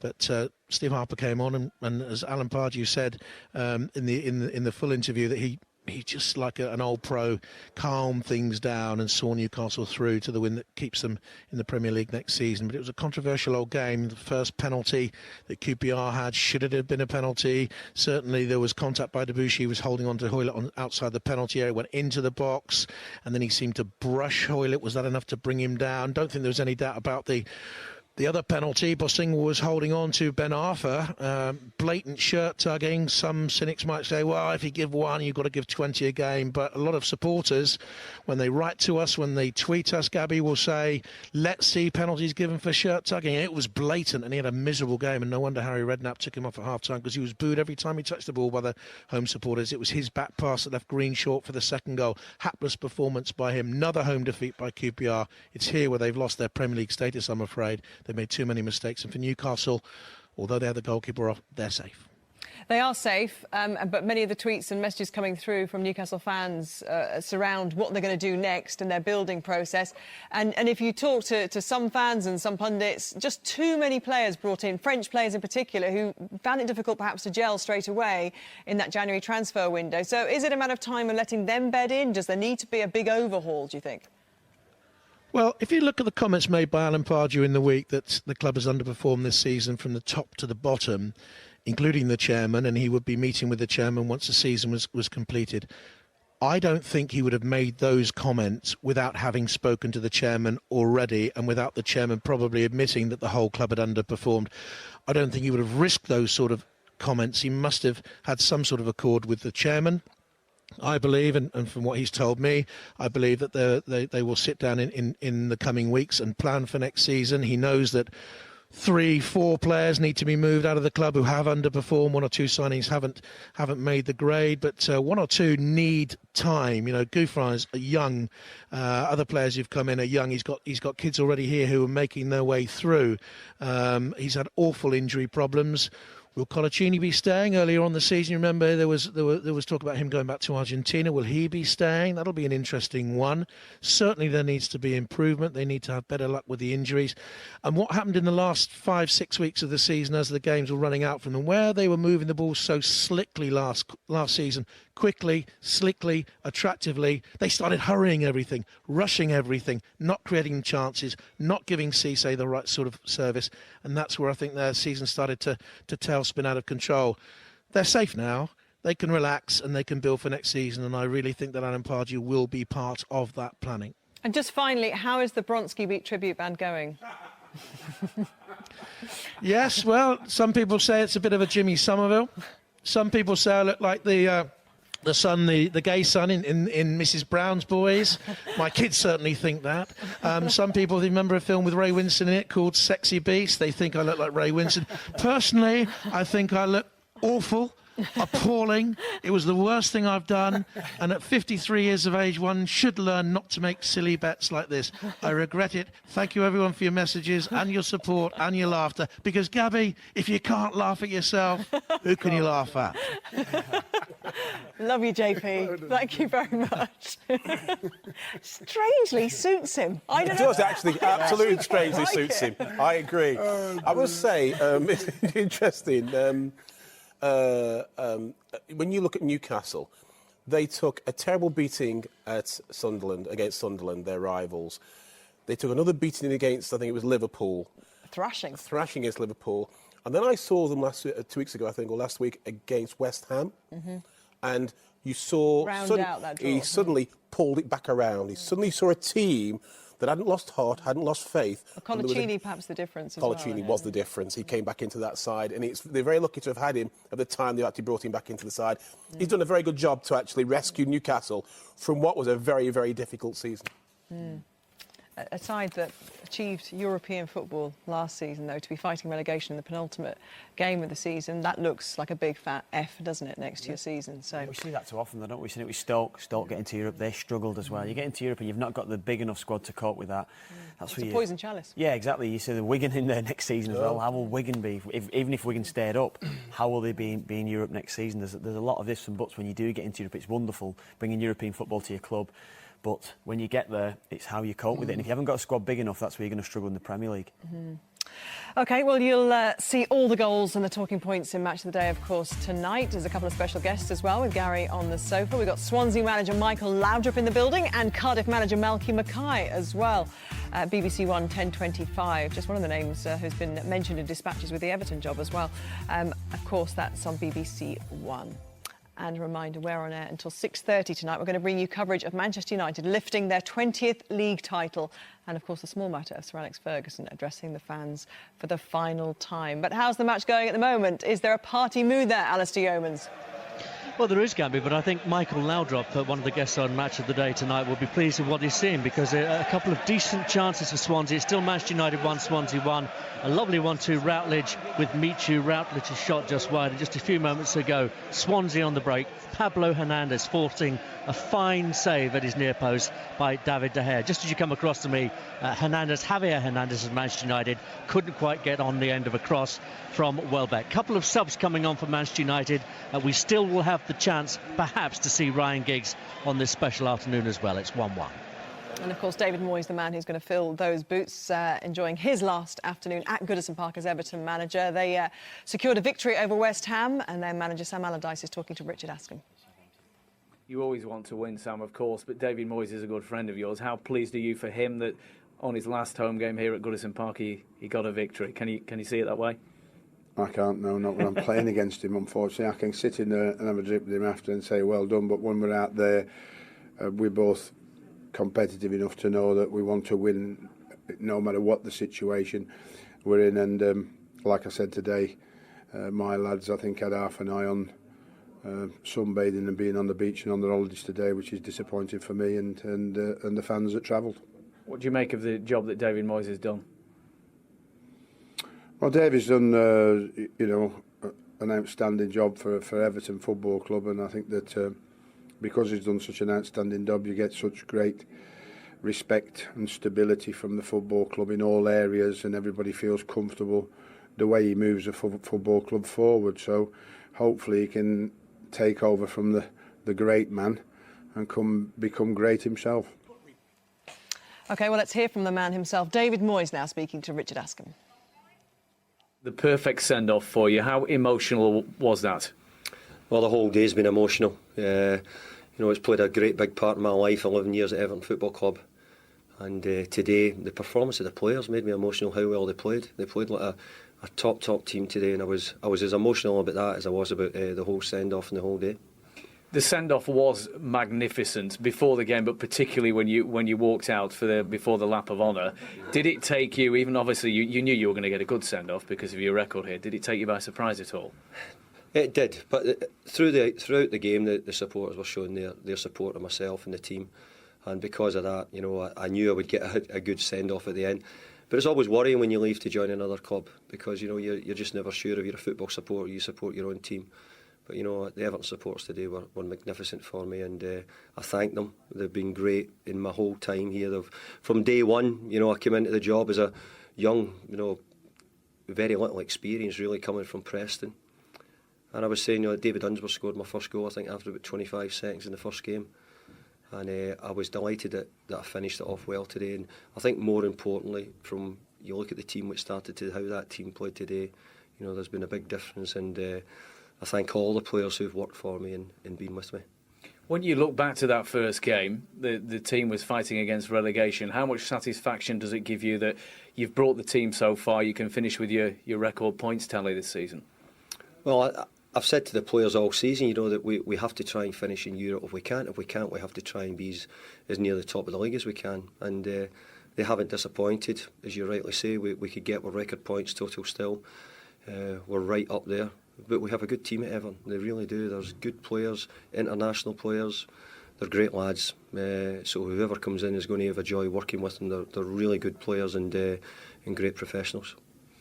Just talking about the players, because they're all your players, you've grown close to them. How difficult is it going to be when you finally say goodbye to them?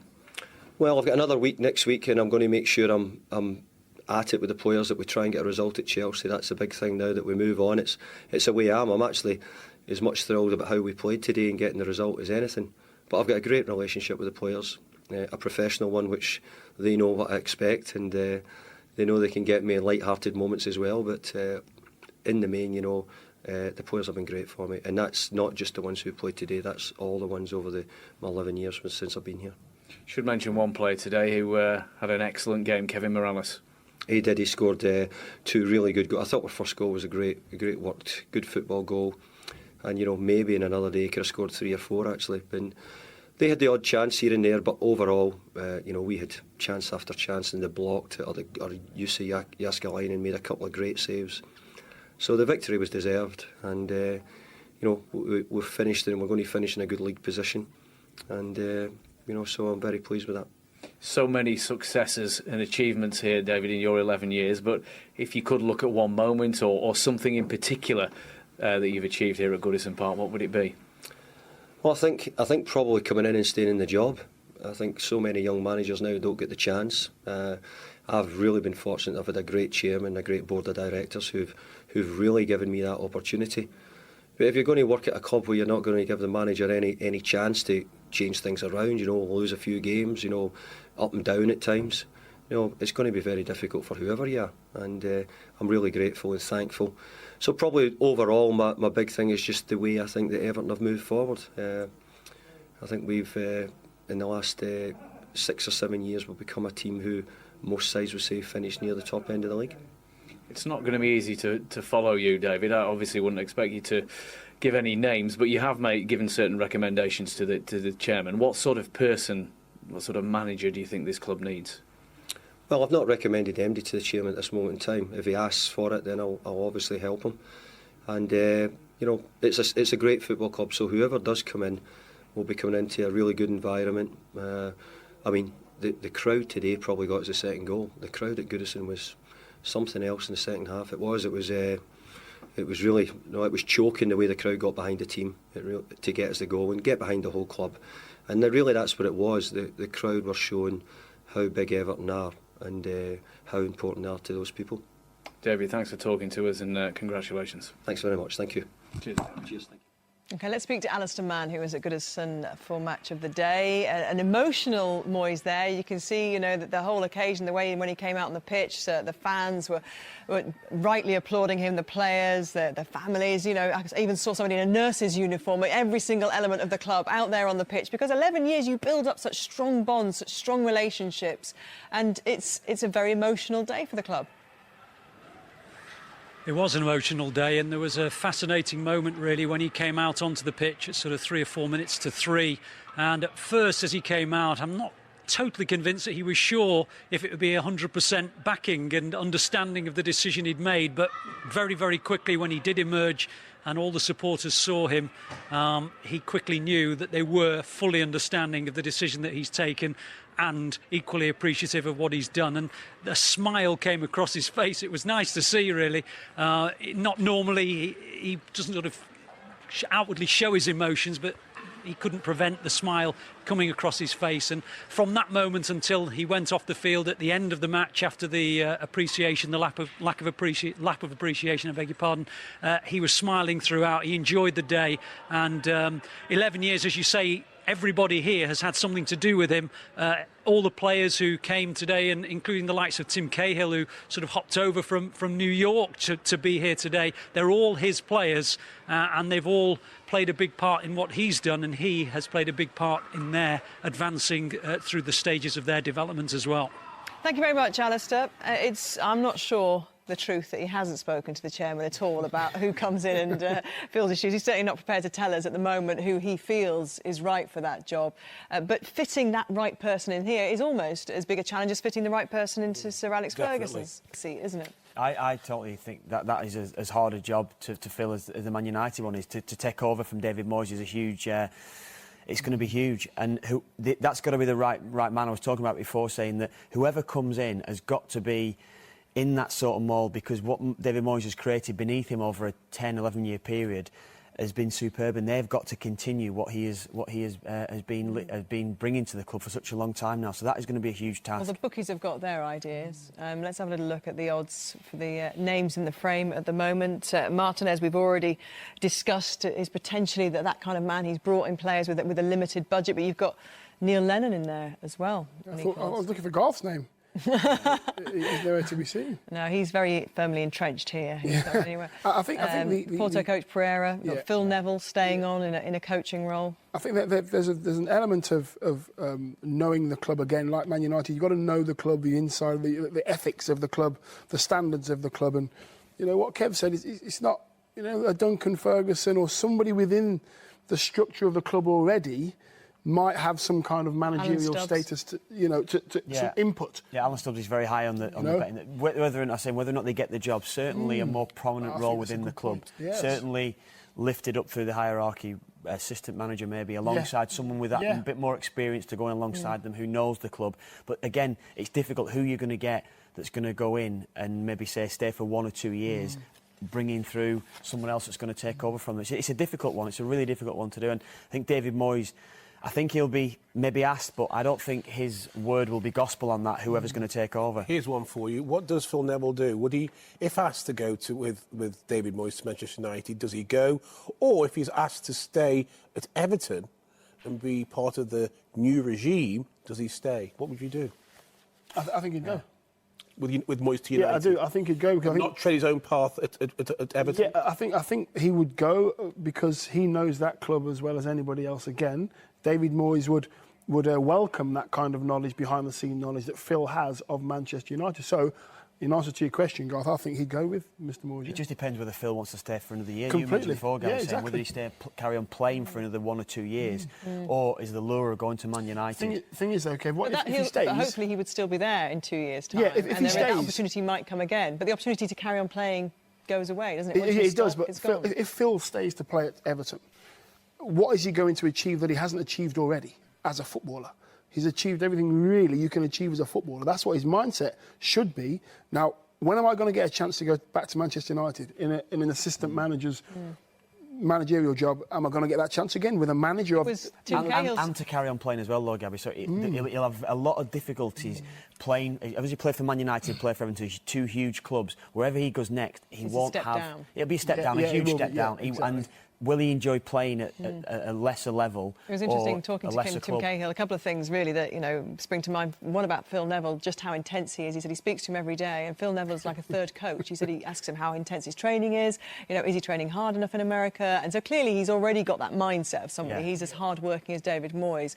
But he also felt that the person David Moyes is likely to take with him to Manchester United is Jimmy Lumsden, because he said that he's a real confidant and he feels that he would be his eyes and ears, and he needs somebody who's on his side. It's very difficult to walk into an institution like United, isn't it, on your own without an ally. I'd be very reluctant if I was David Moyes not to try to buy in the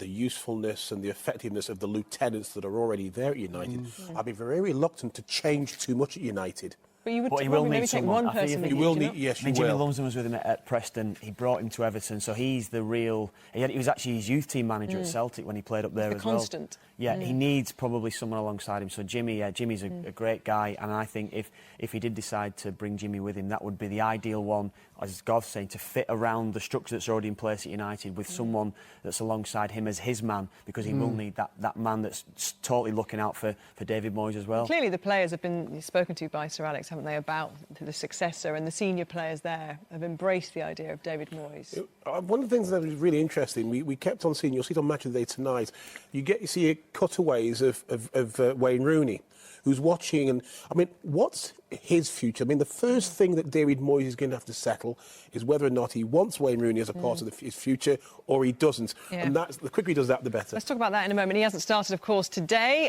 but a few of the senior citizens have. Paul Scholes, who's playing his last home match for Manchester United, is off, and Ryan Giggs, another senior statesman of the club, is on. Alistair Yeomans, even, is at Old Trafford. Just 13 minutes of normal time for Manchester United to force the winner on this most special of days. Swansea made this a really competitive game, but Gabby, Vidic comes up with a header just wide of the post from a corner. Yes, 1-1, and Swansea have given as good as they've got. Real special moments. Paul Scholes coming off for the last time ever at Old Trafford. Ryan Giggs, who's going on and on and on, coming on for the last little bit. Surely two of Sir Alex's favourite sons on the stage this afternoon. Alistair. Well, the 1:30 kick-off today took place at the Britannia Stadium. Stoke took on Tottenham, desperate for that Champions League place. It finished 2-1 to Tottenham. Let's get reaction now from both managers. We're going to start with Andre Villas-Boas. It was extremely difficult in the end. I think what we did was we kept the patience. it would be very easy for us just to lump it forward, and we kept the patience, kept our passing, and we were rewarded in the end for having that patience to break them through. We had some good occasions just before the 2-1, so in the end I think we got what we did. What this result enables us is to play at home against Sunderland, last game of the season, and Arsenal have that difficult trip at Newcastle. They've been on an absolutely magnificent run in these final stages of the season, so they'll know that they have to do their job. We just hope that Wigan will have that day. They make it quite difficult for us, scoring early goal, and we just have to fight back. That's what we've done quite well, and I think Clint got a fantastic goal with the left, and give us believe that we can still win the game in the second half when they went down to 10 man. Then we just control the game, and we know that we just have to be patient, and I think that's what we have done quite well today. We got a good team with a lot of good players, and we all want to bring the Champions League. Now we got one more game to go. Let's win it and see what happens. The lads stuck in there and worked really, really hard. And we had two, Robert, again, the free kick, Robert could score, Mark Wilson could do well at the end. But, it was a day of celebration for us. And to have a player sent off for those two challenges that absolutely ruined the game for us, it's very, very disappointing. We're very proud to have gone a fifth season of that sort of consistency. You haven't put the 4 quarterfinals of cup competitions, semi-final, final, last 30 in Europe. More players who have played international football for this club now in this period than ever before, and 28,000 every week turning up, so it's not too bad. Yeah, there was disquiet, wasn't there, a few weeks ago amongst the fans? I know you, Garth, think that perhaps he's reached the end of his line, Tony Pulis, there, and that he's done as much as he can. Well, are you still of that? I know exactly what Tony's trying to say there, and I can't help but feel a little uncomfortable when a manager comes at the end of the season and says, well, I'm bringing in 28,000 people a week, and we've got more internationals than we've ever had. This is a club. I'm old enough, and there's a lot of people at the Victoria Ground. I'm showing my age now. At the Britannia Stadium, we were old enough to remember when Stoke were top of the First Division and played a brand of football that they haven't seen for a long time. They're extremely grateful for what Tony's done to that club. They've had 6 years in top flight. But what you're getting in the modern game now, you're getting executives who look at their team to see if the manager can take them on to the next level. You've seen it at Southampton. It was very ruthless, I know, but you're seeing that now. It's a theme that's reoccurring. Manchester City, they're going to start looking at, and I don't like the way they've done it, but they're clearly looking, can Mancini now take them on to the next level that they want them to do? And I think but is it not pertinent to mention what David Moyes said in his interview, that he's grateful for the chance to make mistakes in his job? And if nobody's allowed to make a mistake, how does anybody develop? I'm not talking about, I think it's a fair point. I'm not talking about the mistake, because what David Moyes has done is taken them on year. So there's always been a layer of development, and that's the difference. I think once executives in the modern era, when you go in the Premier League and there's so much at stake financially, if they sense that the manager is either losing the dressing room or is struggling to take them on to the next level, you'll get executives wanting to talk about change. And that's what's happening at Stoke. The fans are sensing, for the first time in 6 years, we're not sure that we're moving on here, and we'd like to. And what does that mean? It means not being in relegation battles. It means perhaps being in, above teams like Fulham. It means those sort of things. Everybody sitting in the bottom half of the table right now has in some way gone into today feeling a little bit nervy, So they're not amongst, it's not 2 or 3 of them. There's 11 down, really, and West Ham above them. Is that, where do they need to be then? Have they got to be 9th? Well, the flip side of that is, you look at the... it's Alan Kirbish's at Charlton, what he did at Charlton. He was mid-table every season, and all of a sudden that change was made. Charlton went straight down through the leagues. Would Stoke do that? There's a flip side to it as well. Of course, you want to see your team progressing. You want to be playing a brand of football that's that's in there. But Dion's saying there's stability at the club. What he's brought real stability to the club. Established the money being brought in. I get what you're saying, I do. And supporters are always going to be questioning decisions from up above, and they're always going to be wanting the team to go on and play better football, challenge for trophies, challenge for Europe. Stoke have done that. They've been in Europe, but you've got to know your level. Criticism of the style of play. You've got to know your level. You've got to know your level of where you're at and what your football club can achieve with the players they have and the manager it has. And the funds available. So you've got to think, well, hold on, what can we do with this? Can we stay in the Premier League and enjoy it? Or do we break the bank and then struggle financially, or do we save money and struggle and try and stay up? You've got to find a level for the stature of your football club. You really have.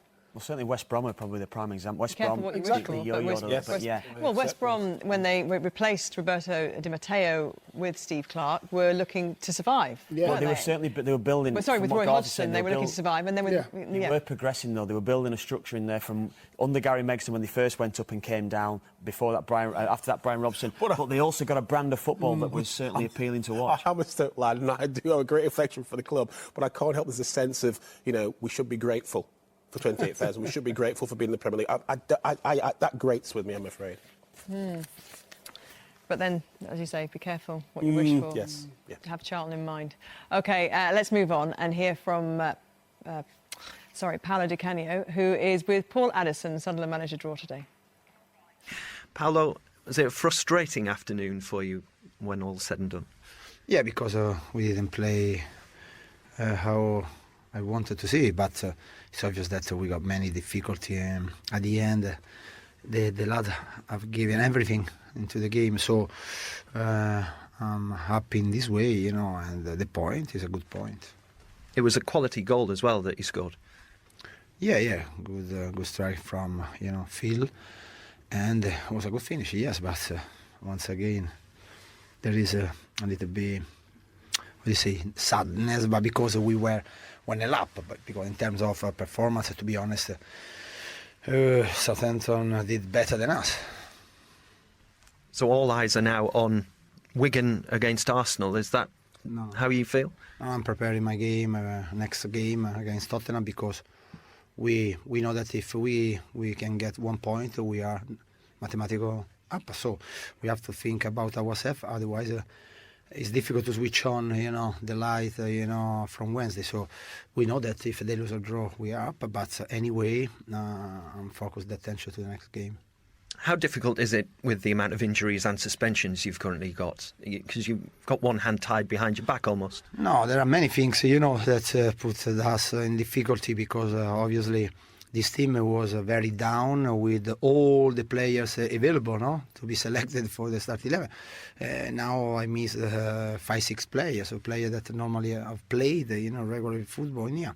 But it's not important now thinking about that, because obviously I have to concentrate my attention to the player got. I really think positively, because it's obvious that we have scored in every single game under me. This team used to score very, very, very, very few goals, even when Fletcher was in, so that is a great achievement. The fact that in the second half always we improve our performance, it means that the physical condition, there is a desire in an environment that when I came was dead, because this is the reality. That is already a good achievement. Obviously, talking about nice football, we have to wait a bit more. Paolo Di Canio there, after some of the fans seem to leave the ground a bit early, a little bit of disquiet at the Stadium of Light today. But let's, before we talk about them, go straight to Old Trafford. Alistair Yeomans is there. Is it a goal? It's a goal for Manchester United. It's a goal for Rio Ferdinand, and it's brought the house down. Corner from the right-hand side. Bilic went for it. He missed it. Rio Ferdinand on the far post lashed the ball home. Red flags flying.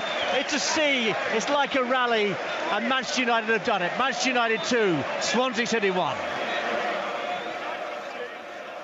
What a goal. One of the key signings over the Fergie era. After 26 years, after all the goals and all the silverware and the success, he celebrates that goal as though it was the first goal he's ever had in his career. And I think that epitomises, that enthusiasm. It's a great finish by Ferdinand, by the way. By the way, the scenes there, it's like something out of 1980s Red Square in Moscow, isn't it? Like every single fan has a red flag. What a great absolutely. Yeah. Absolutely love that. At this stage as well, last game, and he hasn't scored, and he's had his injury troubles, and he's been superb. He's been the catalyst again, and I'm so pleased for him. He's had a good season. Rio Ferdinand, such a good season. Superb. The way in which Manchester United have managed the Rio Ferdinand back to prominence, I think it's extraordinary, really. And I was a little bit surprised, as was I think Ferguson, when the Roy Hodgson wanted to bring him back in the England fold, because it meant that he'd have to break his regime at Manchester United, his fitness regime, and also start to fit in more games, international games. And I think the big question was, well, if you want to play for England, that's fine, no problem. But you better seriously think about your England career. Because when Paul Scholes gave up his international career, put 2 years on his career at Manchester United. And I think he will do the same at Rio Ferdinand. I think it's a real serious thing that Rio's got to do now. He's played at a great season. If you start taking more games on at your stage in your career, I think it might shorten your time. It's very difficult, isn't it, for England non-Manchester United fans to reconcile that, though, because, you know, to them the greatest honour is playing for your country, captaining your country, arguably, and to eschew that chance. Yes. It's very hard for them sometimes to kind of work that out, really, how you can do that. Absolutely. It's a big decision. But that's the reality. That's the reality. You want to play for Manchester United in your club, week in, week out, at this level, Champions League, challenging for all those honours, you're going to have to seriously think, how many games can you play? Your fitness regime, you play for England, the Manchester United career might have to go up in smoke.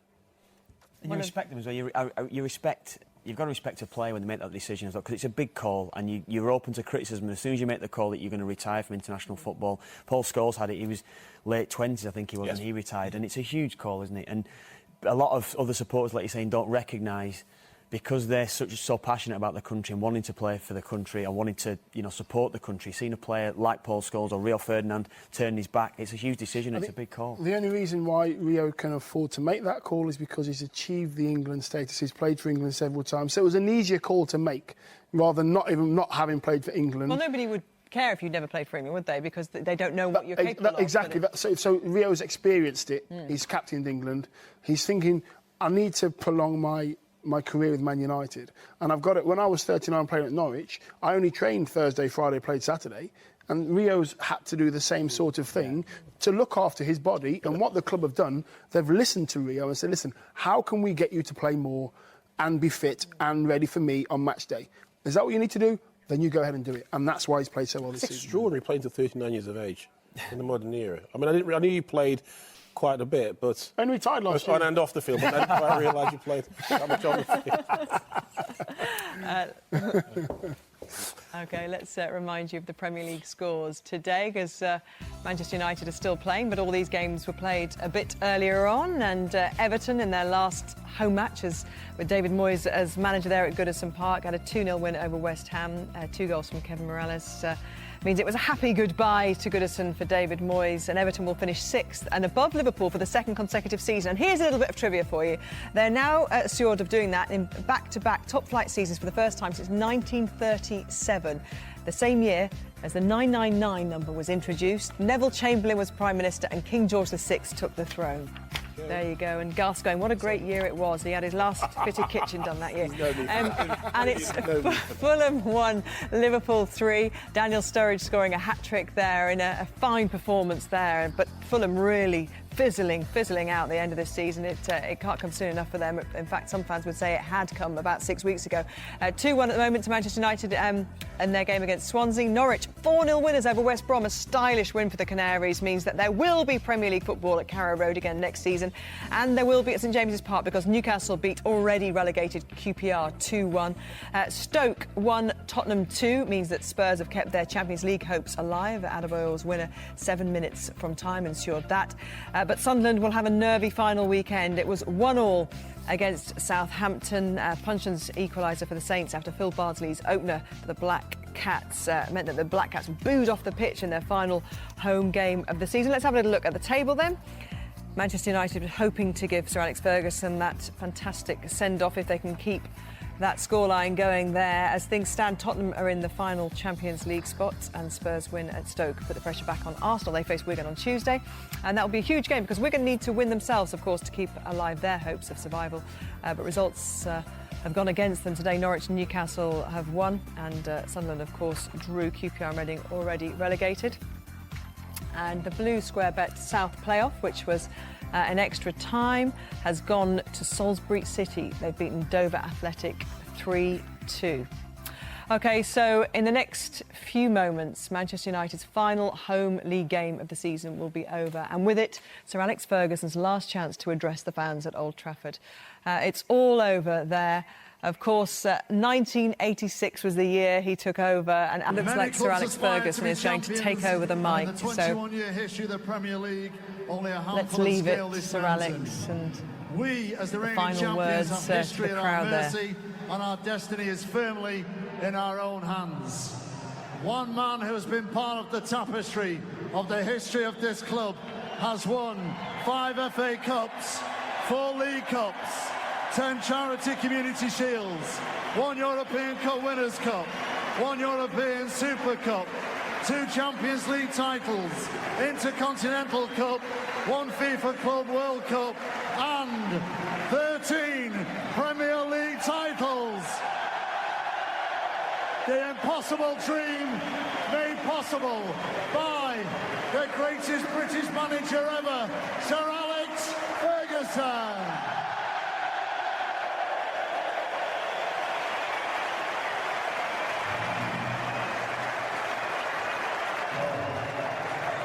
I've absolutely no script in my mind. I'm just going to ramble on and hope I get to the core of what this football club has meant to me. But first of all, it's a thank you to Manchester United, not just the directors, not just the medical staff, the coaching staff, the players, the supporters. It's all of you. You have been the most fantastic experience of my life. Thank you.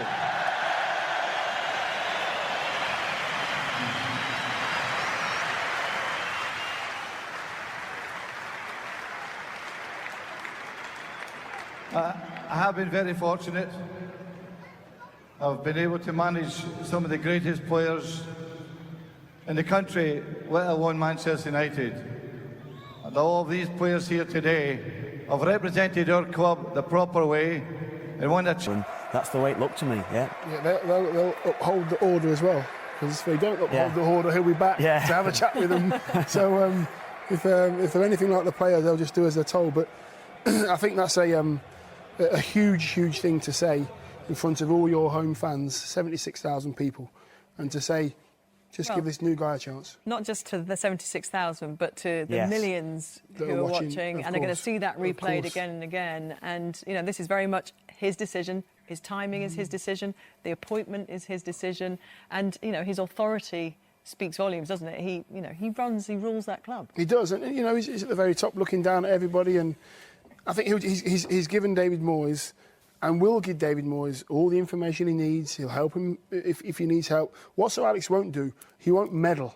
He won't meddle. He won't want to go and speak to people. He will wait for people to come to him, and then he will offer his advice. I think that's the key, yeah. I think that is the key. Well, it was match 1,499. Next week against West Brom, it'll be a nice round 1,500, a nice round number on which to bow out. When Alex Ferguson walked through the Aberdeen doors in the summer of '78, his appointment barely registered on football's Richter scale. 3 Scottish titles, 4 Scottish Cups and a European Cup Winners' Cup later, the old firm's dominance was broken. The wider football world had duly taken note. Arsenal and Spurs took interest. Manchester United took action. November the 6th, 1986 was to prove truly a red-letter day indeed. The early signs weren't encouraging. United were at a low ebb after Ron Atkinson's departure, and Ferguson's first 3 seasons passed without a trophy. But if you're looking for a turning point, a 1-0 FA Cup third-round replay win at Nottingham Forest is a pretty good place to start. Hughes, he's got a lot of room. And here's Robbins. Some joy at last for Alex Ferguson. The 1 goal scored by Mark Robbins. Mark Robbins sparked a run that took the team all the way to Wembley. Ferguson's first United trophy, and there would be no looking back. A chance here! Just look at that man's face. The years seem to have fallen away there. So long in the shadow of their Liverpool rivals, its long years of United hurt, it came. Watched approvingly by the last man to bring the championship to Old Trafford, Alex Ferguson ushered in a whole new era. The baton had been officially passed. As Sir Matt Busby has witnessed, to the winning of the first championship since 1967. But as with all great winners, Ferguson wasn't satisfied. He reached higher, further. Doubles, 2 of them in the space of 3 years, followed. one of the most famous football clubs in the world achieves one of the most precious feats in the world of football. But the manager's magic touch extended far beyond the boundaries of the pitch. There were bumps in the road to negotiate, significant tests of his man management to pass. But it wasn't just about the here and now. No sooner had Ferguson built one squad, the seeds of the next were being sown. And in one exceptional generation, the policy bore fruit. The nucleus of a team that would write perhaps the finest chapter in the Ferguson managerial story. It's a clear header, and it's lifted into the net! Solskjaer has won the European Cup! An unprecedented treble was won. The United manager was knighted. Ferguson's ferocious management style weaved its way throughout his career. Lucky are those who weren't on the end of some of that legendary Ferguson wrath. And just when you suspected the old dog had run out of new tricks, he replied with back-to-back titles in 2007, 8 and 9, and for good measure lifted the European Cup for a second time. As United's Manchester neighbours turned up the volume in recent seasons, Sir Alex took it personally. He coaxed another Premier League title out of his team in 2011, a really special one, number 19. Then when City audaciously pinched it back from them, you simply knew he wouldn't take it lying down. And the news is coming through that Manchester United have lost it. On behalf of Manchester United, I congratulate Manchester City winning the league, but they know I'm not going to be here. 49 trophies as a manager, 38 of them with Manchester United, spanning 5 decades. Truly a manager for all seasons.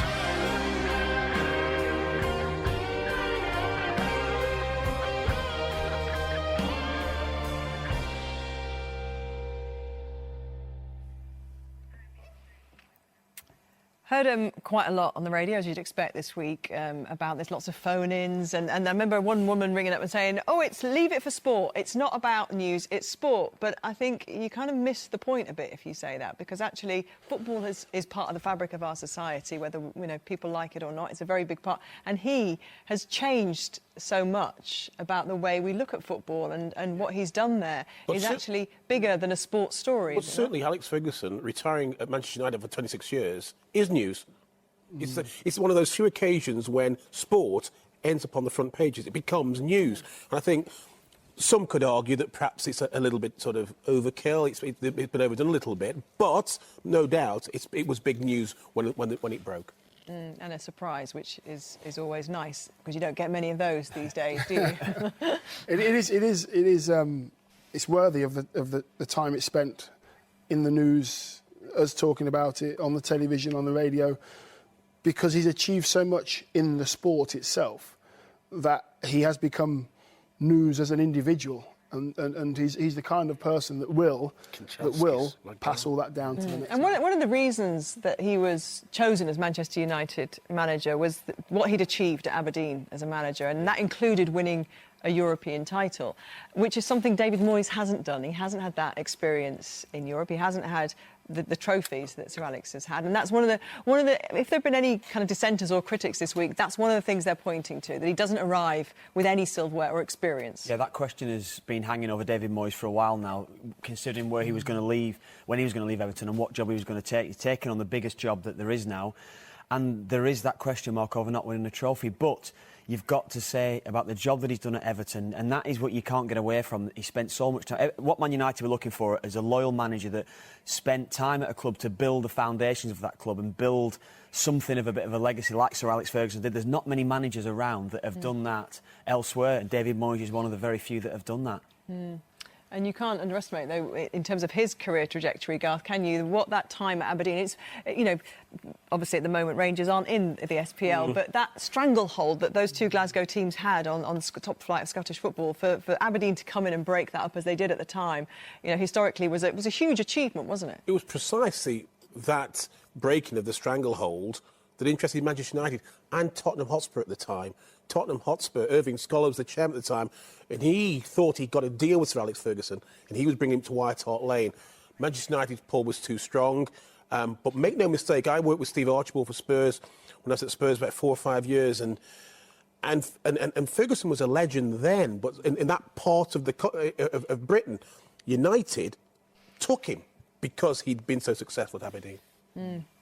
And he came in with ideas, but obviously taking a while to put those ideas into fruition, because it took him a few seasons to get that silverware, didn't it, with Manchester United? And that in itself is a salutary lesson, isn't it? That it is. It's stand by. It's time and it's patience, and it's getting the right shapes and the right holes and the right players and the right balance, the young and the old. And he'd done that with his '92 squad, which reigned for 4 or 5 years, and then he built a new squad with the back end of that '92 squad. So in order to change the regime and the personnel and still achieve with high standards is just phenomenal. Could I just mention, I mean, this VT has shown us an opportunity of you've had a glimpse of some of the great players who've played under his management. And we've all had a chance over the last few days to put together our own. We're going to be doing that a little bit later. Yeah. And you can't believe we've all struggled terribly to fit in the great players. It's a nightmare. We're going back to Old Trafford. They're the scenes at the moment, because they're at the moment waiting for the team to come back out, because there is the small matter of a Premier League trophy to lift. Today was already going to be a special day because it was the lifting and presentation of the trophy. That was already planned. This has just kind of bolted on to the celebration. And what's been spent at Man City over the last few years? They won the league last year. City were expected to kick on from there. For him to come back with this squad of players and overhaul City again, adding Van Persie into the mix, of course. I mean, that was a huge buy. The difference, of course, it was. But to do it. That was a big achievement from him to do that. You're absolutely right, and I think it's just appropriate now that we talk about some of the players this year who have been outstanding in this team. Michael Carrick, who has taken a long time to wrestle that mantle from Paul Scholes as the real, the conductor of the whole show. This season, he's had an outstanding season. Without doubt, for me, you've got people like Phil Jones who's come in, and you're thinking he's certainly part of the future. These are some of the players. Well, look at the two legends carrying it out today. Let's hand over to Guy Mowbray at Old Trafford. How fitting that the Premier League trophy should be carried out by the men who lifted the trophy when Manchester United first won it 20 years ago. Steve Bruce and Brian Robson. They've seen a win, they've heard the speech. Now it's the part that Manchester United fans really wanted to see today. They've had it in their diaries to come and see it since the win over Aston Villa a few weeks ago. They've been desperate for it since May last year, when that trophy ended up across the city. Now it's theirs again. It's been reclaimed. The game has almost got in the way of things this afternoon, in a way, in that there's been a very different sort of atmosphere right from the moment the crowd started to arrive around this place.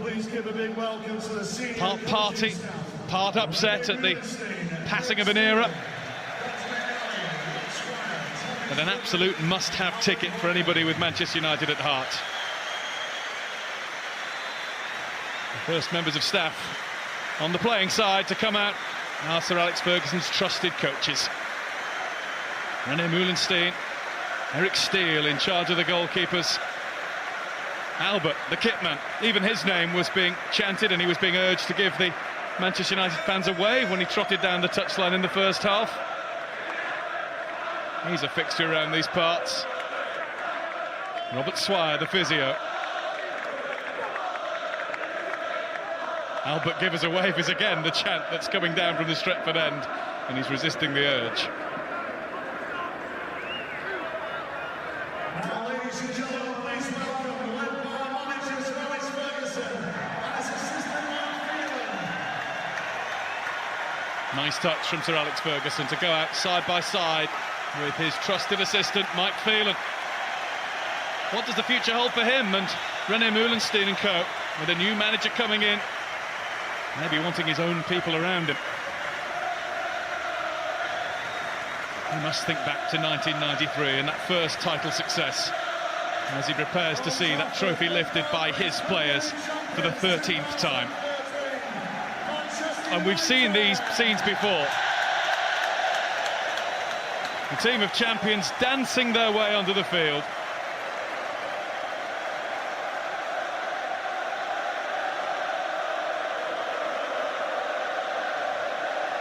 Some experiencing it for the first time. David De Gea, Phil Jones, Danny Welbeck, who was on loan to Sunderland the last time Manchester United won the title. Some have been there, done it, but it still gets sweeter every time.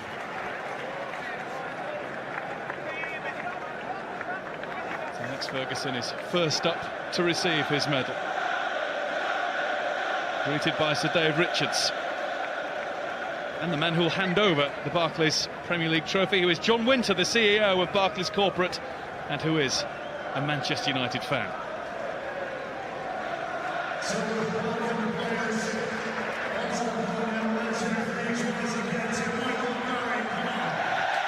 Michael Carrick, first up to receive his medal, and a hug from the boss. And the player who scored today's winning goal, his first Manchester United goal since January 2008, Rio Ferdinand. You can always expect him to be near the front of the queue when there's a party going on. Anderson, whose career has been hit by injuries here, but who came on as a substitute today and really sparkled, looked as though he was loving it. Phil Jones, who's been touted by the manager, clapping away there as the really next big thing from this football club. Anders Lindegaard. Wayne Rooney to a great cheer. Didn't get on today, didn't get on the bench today. Wonder whether he'll be around to win another title with Manchester United.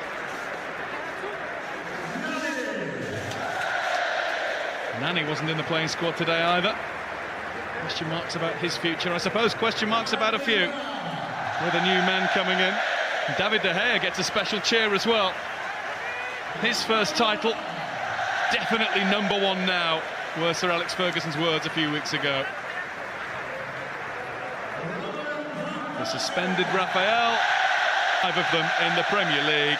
There might be more to come at West Bromwich Albion next week, but that's the reason he joined this club, for that medal. And Paul Scholes, who wins the title for the 11th and final time.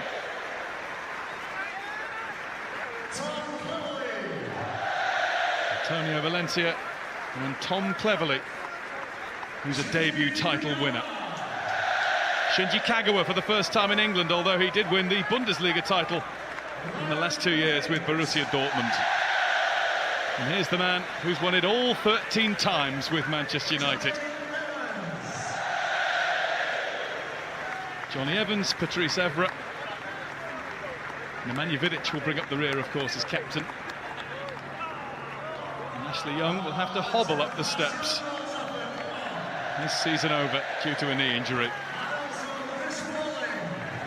And Chris Smalling too. With Sir Alex Ferguson's retirement, this does mark the end of an all-conquering era. Here come the joint captains, if you like, Patrice Evra, who's worn the armband for much of the season, and Nemanja Vidic. For the 13th time in the Ferguson years, for the 20th time in the club's history, words that for a generation and more have just gone together. Manchester United, champions!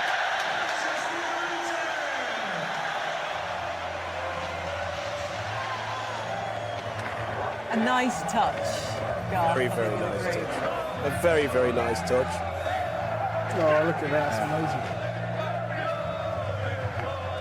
13th time he's done it, and it looks as fresh as the first, doesn't No, it? incredible. Was it 92, 93, Dion? Yeah, amazing achievement. So much is achieved in that short space of time, certainly in the Premier League era. Amazing. He's the kind of person, you know, he lets his staff go out first, he comes out. You know, he doesn't want any more adulation. He's had it all. Come out with Mickey Phelan, who's helped him out so much, and his coaching staff. And the player, look at him, he's there with his players. He's celebrating every cheer. We'll do it again. Look. Well, it's not going to happen for him again. This is it. So he's going to have to, you know, soak up every second, every ounce of every second of this.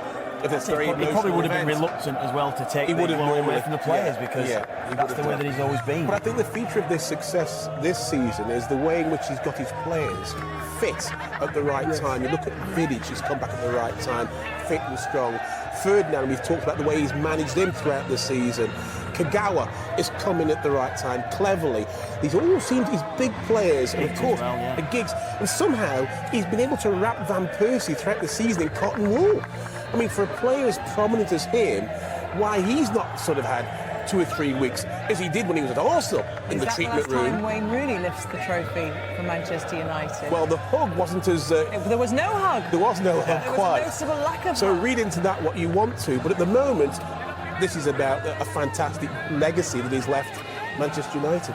I imagine there'll be a few of those older players for Sir Alex Ferguson around the ground today as well, because they will all want to show their respect, won't they, Dion? And they do, and they have done since they've left the football club. You know, the Pallisters, the Inces, the Keens, all the people that have sort of toured with management. Not so much Pardew, but they've toured with management. Every time they see the manager, they call him gaffer, they call him boss. The respect there is absolutely huge. And if you don't say gaffer or boss, they give you a clip around the back of the head. And that's fact, that's what happens, you know. So every time you see him, you have to say hello, you have to address him with the respect that he deserves, and he does exactly the same back to you. That's why he is an absolute managerial legend. Well, ordinarily, these scenes at this time of the season, and when we see the trophy lifted, are enough. And today it just seems that much more poignant and that much more emotional that it's the last time they will do it with their manager, Sir Alex Ferguson, on the pitch, overseeing things. And it was very pointed there, Rio Ferdinand, when he appeared to leave the stage, was kind of come back gaffer, because they want him to soak it up with them and enjoy it for the last time. And of course, these pictures will be going all around the world. I think whether it's La Liga, whether it's Spain, Italy, Germany, I think football in rich countries around the world will want to see this, because what it means, it's about Alex Ferguson, and he resonates to countries, footballing countries all around the world. Well, you mentioned it, you teased it earlier on, Garth. The three of you have been looking through the history books. Obviously, Dion would have probably just looked at his time there and maybe thought his 11 was the best. But you've put together your all-time Fergie Manchester United 11. Dion's first. Let's have a look at who you've gone for. Talk us through your selections. Well, I don't think you can't argue with the goalkeeper. I think that the back four. I don't think that back four will ever be bettered in the Premier League. They were superb. Beckham, Scholes, Robson are probably the two best middle players. Is midfield the hardest area? Yeah, because you've got your Keens, your Inces, and you know they're not there. And you've left Giggs Keane as out. well. Yeah, no Keane, but you've got Robson and Scholes. And up front, Cantona was possibly the only player that will have an effect on one football club as much as anyone else. And Mark Hughes was my centre forward hero, so he had to be in there. Yeah. Kevin, fold if you dare. I was toying with putting Dion in, but I literally... It was, for that long. Yeah. But you didn't. There it is. Yeah, I've gone for a couple of the treble-winning side. Obviously, Jaap Stam and Gary Palace are centre-halves for me. Steve Bruce is a true leader, but I like Gary Palace on that side. And Dennis Irwin, I had to go for a couple of Irish lads in there as well. Gary Neville, he is the best full-back I've played against, and I recognised what a tandem he created with David Beckham down the right side, but I left Beckham out because of Ronaldo, what he brought to that side in the last few years. Roy Keane, for me, I think probably the best player under Sir Alex's ear. For me, I think he was the best because of what he brought to that side. In '99, he missed that Champions League final, and again I went for Cantona up front like Dion because of what he created. And it was difficult for me to pick a partner for him, but I went for Rooney because I just think Rooney over the last... Dion just missed out. I went for Rooney alongside him. Yeah. Let's have a look at Garth before we debate it wider. Well, I agree with everybody, the goalkeeper. And Robson. I thought about I had to find a place for Brian Robson. I just had to. And the only place I dare go was somewhere, because I'd played with Brian at Young England and United, and he could play there. And had played there, so I knew he could do that job. But the team picks itself. I think probably the only other controversial situation. Someone's put Rooney at the top there. Well, what have you done? I had Van Persie there. I'm sorry, that's not my graphic. So, ladies and gentlemen, I can tell you, it wasn't Rooney. It was Van Persie. I was going to say because he was a constant for all of you, but you haven't gone Rooney. No, I haven't gone Rooney. It was Van Persie at the top. Giggs, Cantona, Ronaldo. A cheeky United fan in graphics has decided you're wrong. And Dennis. Yes, indeed. Absolutely. Yeah, someone's done that. And of course, I think a lot of us went for Dennis Irwin. Yeah. Yes. You know, the unsung hero, the ever-present, who, you know, right side, left side, it didn't matter. Penalties, he'd always step up to the plate on the pressure moments. For me, one of the greats along with I was Scholes. fortunate to play alongside him with the Irish squad as well, and Dion obviously with United. What a top player Dennis Irwin was. Yeah, you know... He's waving, Dion. He's heard you in the studio. Yeah, and he's clapping Kevin for not putting me in the team. It's difficult. I mean, in Dion's team, I mean, I couldn't help noticing you left out Ronaldo. I mean, that's no commentary on his team, but the fact that there's such quality under Alex Ferguson's time there, you could have picked three. We did pick 3 teams. I was being completely selfish. It's only for Bexy's crosses. Oh, thinking about yourself again. Exactly, yes, exactly. Don't worry, we will, of course, be addressing this, and there have been a few signings that perhaps might not be seen as quite so key and have been a little bit dubious. We'll have a look at those as well, because along 26 years, you're not going to get it all right, are you? Well, over the 26 years in charge, he's signed 104 players. Wilfred Zaha, the latest signing, who, of course, joins in the summer under David Moyes. Viv Anderson was his first from Arsenal in 1987 for £250,000. So here are some of the key signings that he's made down the years. Some of those players made it into your... first 11's your best 11. We didn't feel you were the key signing, perhaps, in there, Dion. Okay, you didn't quite make the key signing. I'll accept that. Of those, who would you say was the most crucial? Rio. Schmeichel. Yeah, nice. Yeah. Rio's, I think Rio's highlighted because he was cost the most. Well, at the time, yeah, he was. He was the most out of all those. But I think Roy he was Keane as well. If I said Roy Keane, at that fee when he went in from Forest, he'd agreed, I think, to go to Blackburn. There was a huge offer on the table. He chose United over Blackburn, who were a top Premiership club at that time. Roy Keane was a real leader for United. I've got to go. I'm going to have to go Peter Schmeichel. You know, for £500,000 to pick up a goalkeeper of that quality, and for a goalkeeper just to take hold of that jersey and just be immense for Manchester United for so long.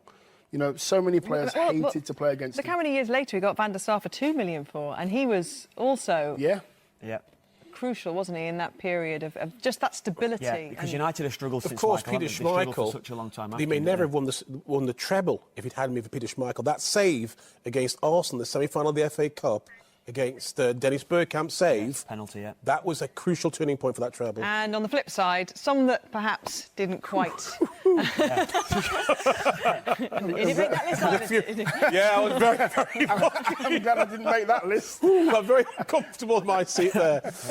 And nobody can doubt, for example, the sublime skill of Dimitar Berbatov, but for £30.75 million, was he value for United? Did he give them what he was hoping for? I mean, he had a season scoring 20 Premiership goals as well, didn't he? When he scored 5 in one game. I can't remember who he scored. He tended to score in multiples that season, didn't he? Yeah, he did. A wonderful player. Even Varane, you look in there, you hear the Man United players talk about Varane and they tell you what a top player he was, you know, how technically gifted he was, but probably just wasn't suited to the English game, I think, at the time that he'd signed.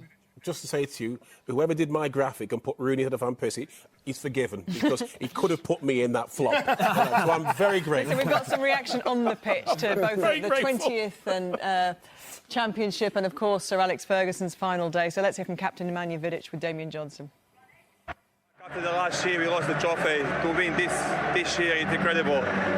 It's incredible the way we did it, and as well, I think today is a special day, especially because of Sir Alex's retirement, and in one way we are very happy for the trophy, but in the other way we are very sad because Sir Alex is leaving this year. It'll be strange not having him around, won't it? Strange for me. I made hairs here, and I don't know how it's going to be to don't see him in the dressing room. Obviously, the life's going on. Man United is a big club, we're always going to be. And but it's sad, after so many years, 27 years, without to be next year without Sir Alex, it's going to be sad. What did he say in his final team talk here at Old Trafford? Even the last day, he wanted to win the game. It's not because of the last game at Old Trafford. This is the mentality he said you have to have even when I go. You have to win, you have to be winners.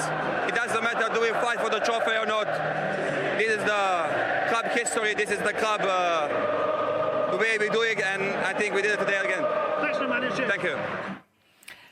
Well, like most of the players, I guess, he's just musing there what life will be like without him. Very kind of almost an emotive reaction to the realisation when he's seen it today, it's over. It is, and out of one of the modern players that Sir Alex has bought, Vidic is possibly one that upholds the way he runs that football club. No nonsense. Let's get things done this way, and we will achieve, and that's how Vidic plays. OK, let's just give you a reminder, because we have spent quite a lot of time here at Old Trafford, of what else has happened today.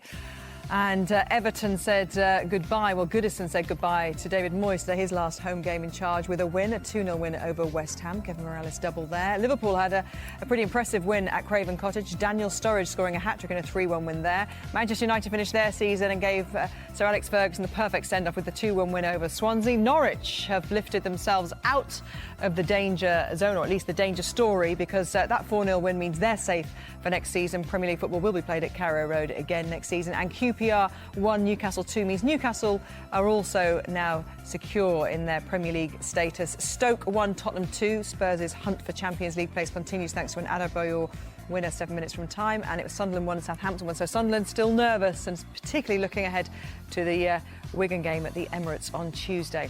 So the Premier League table then, Manchester United, Man City, Chelsea, Tottenham taking up the top 4 positions. At the bottom, well, results really went against Wigan today, because Norwich and Newcastle have both secured their Premier League status. It's Sunderland who are more nervous, with QPR and Reading, of course, already down. You can see all the action from the day's matches, and of course those scenes at Old Trafford with Gary on Match of the Day tonight. Mark Lawrenson and Swansea's manager Michael Laudrup, Malky Mackay, the Cardiff manager, all there alongside Gary. 10:25 on BBC One. And that's about it from all of us this afternoon. A huge thank you to Garth, Kevin and Dion for sharing this afternoon here on Final Score. The afternoon that saw Sir Alex Ferguson manage Manchester United at Old Trafford for the final time. Just one more match for the Scot at West Brom next Sunday. That is one of 10 matches that we're going to be covering on Final Score next week from 3:30 on BBC Two. Thanks to all the guys here. We'll see you next time. We'll leave you with this.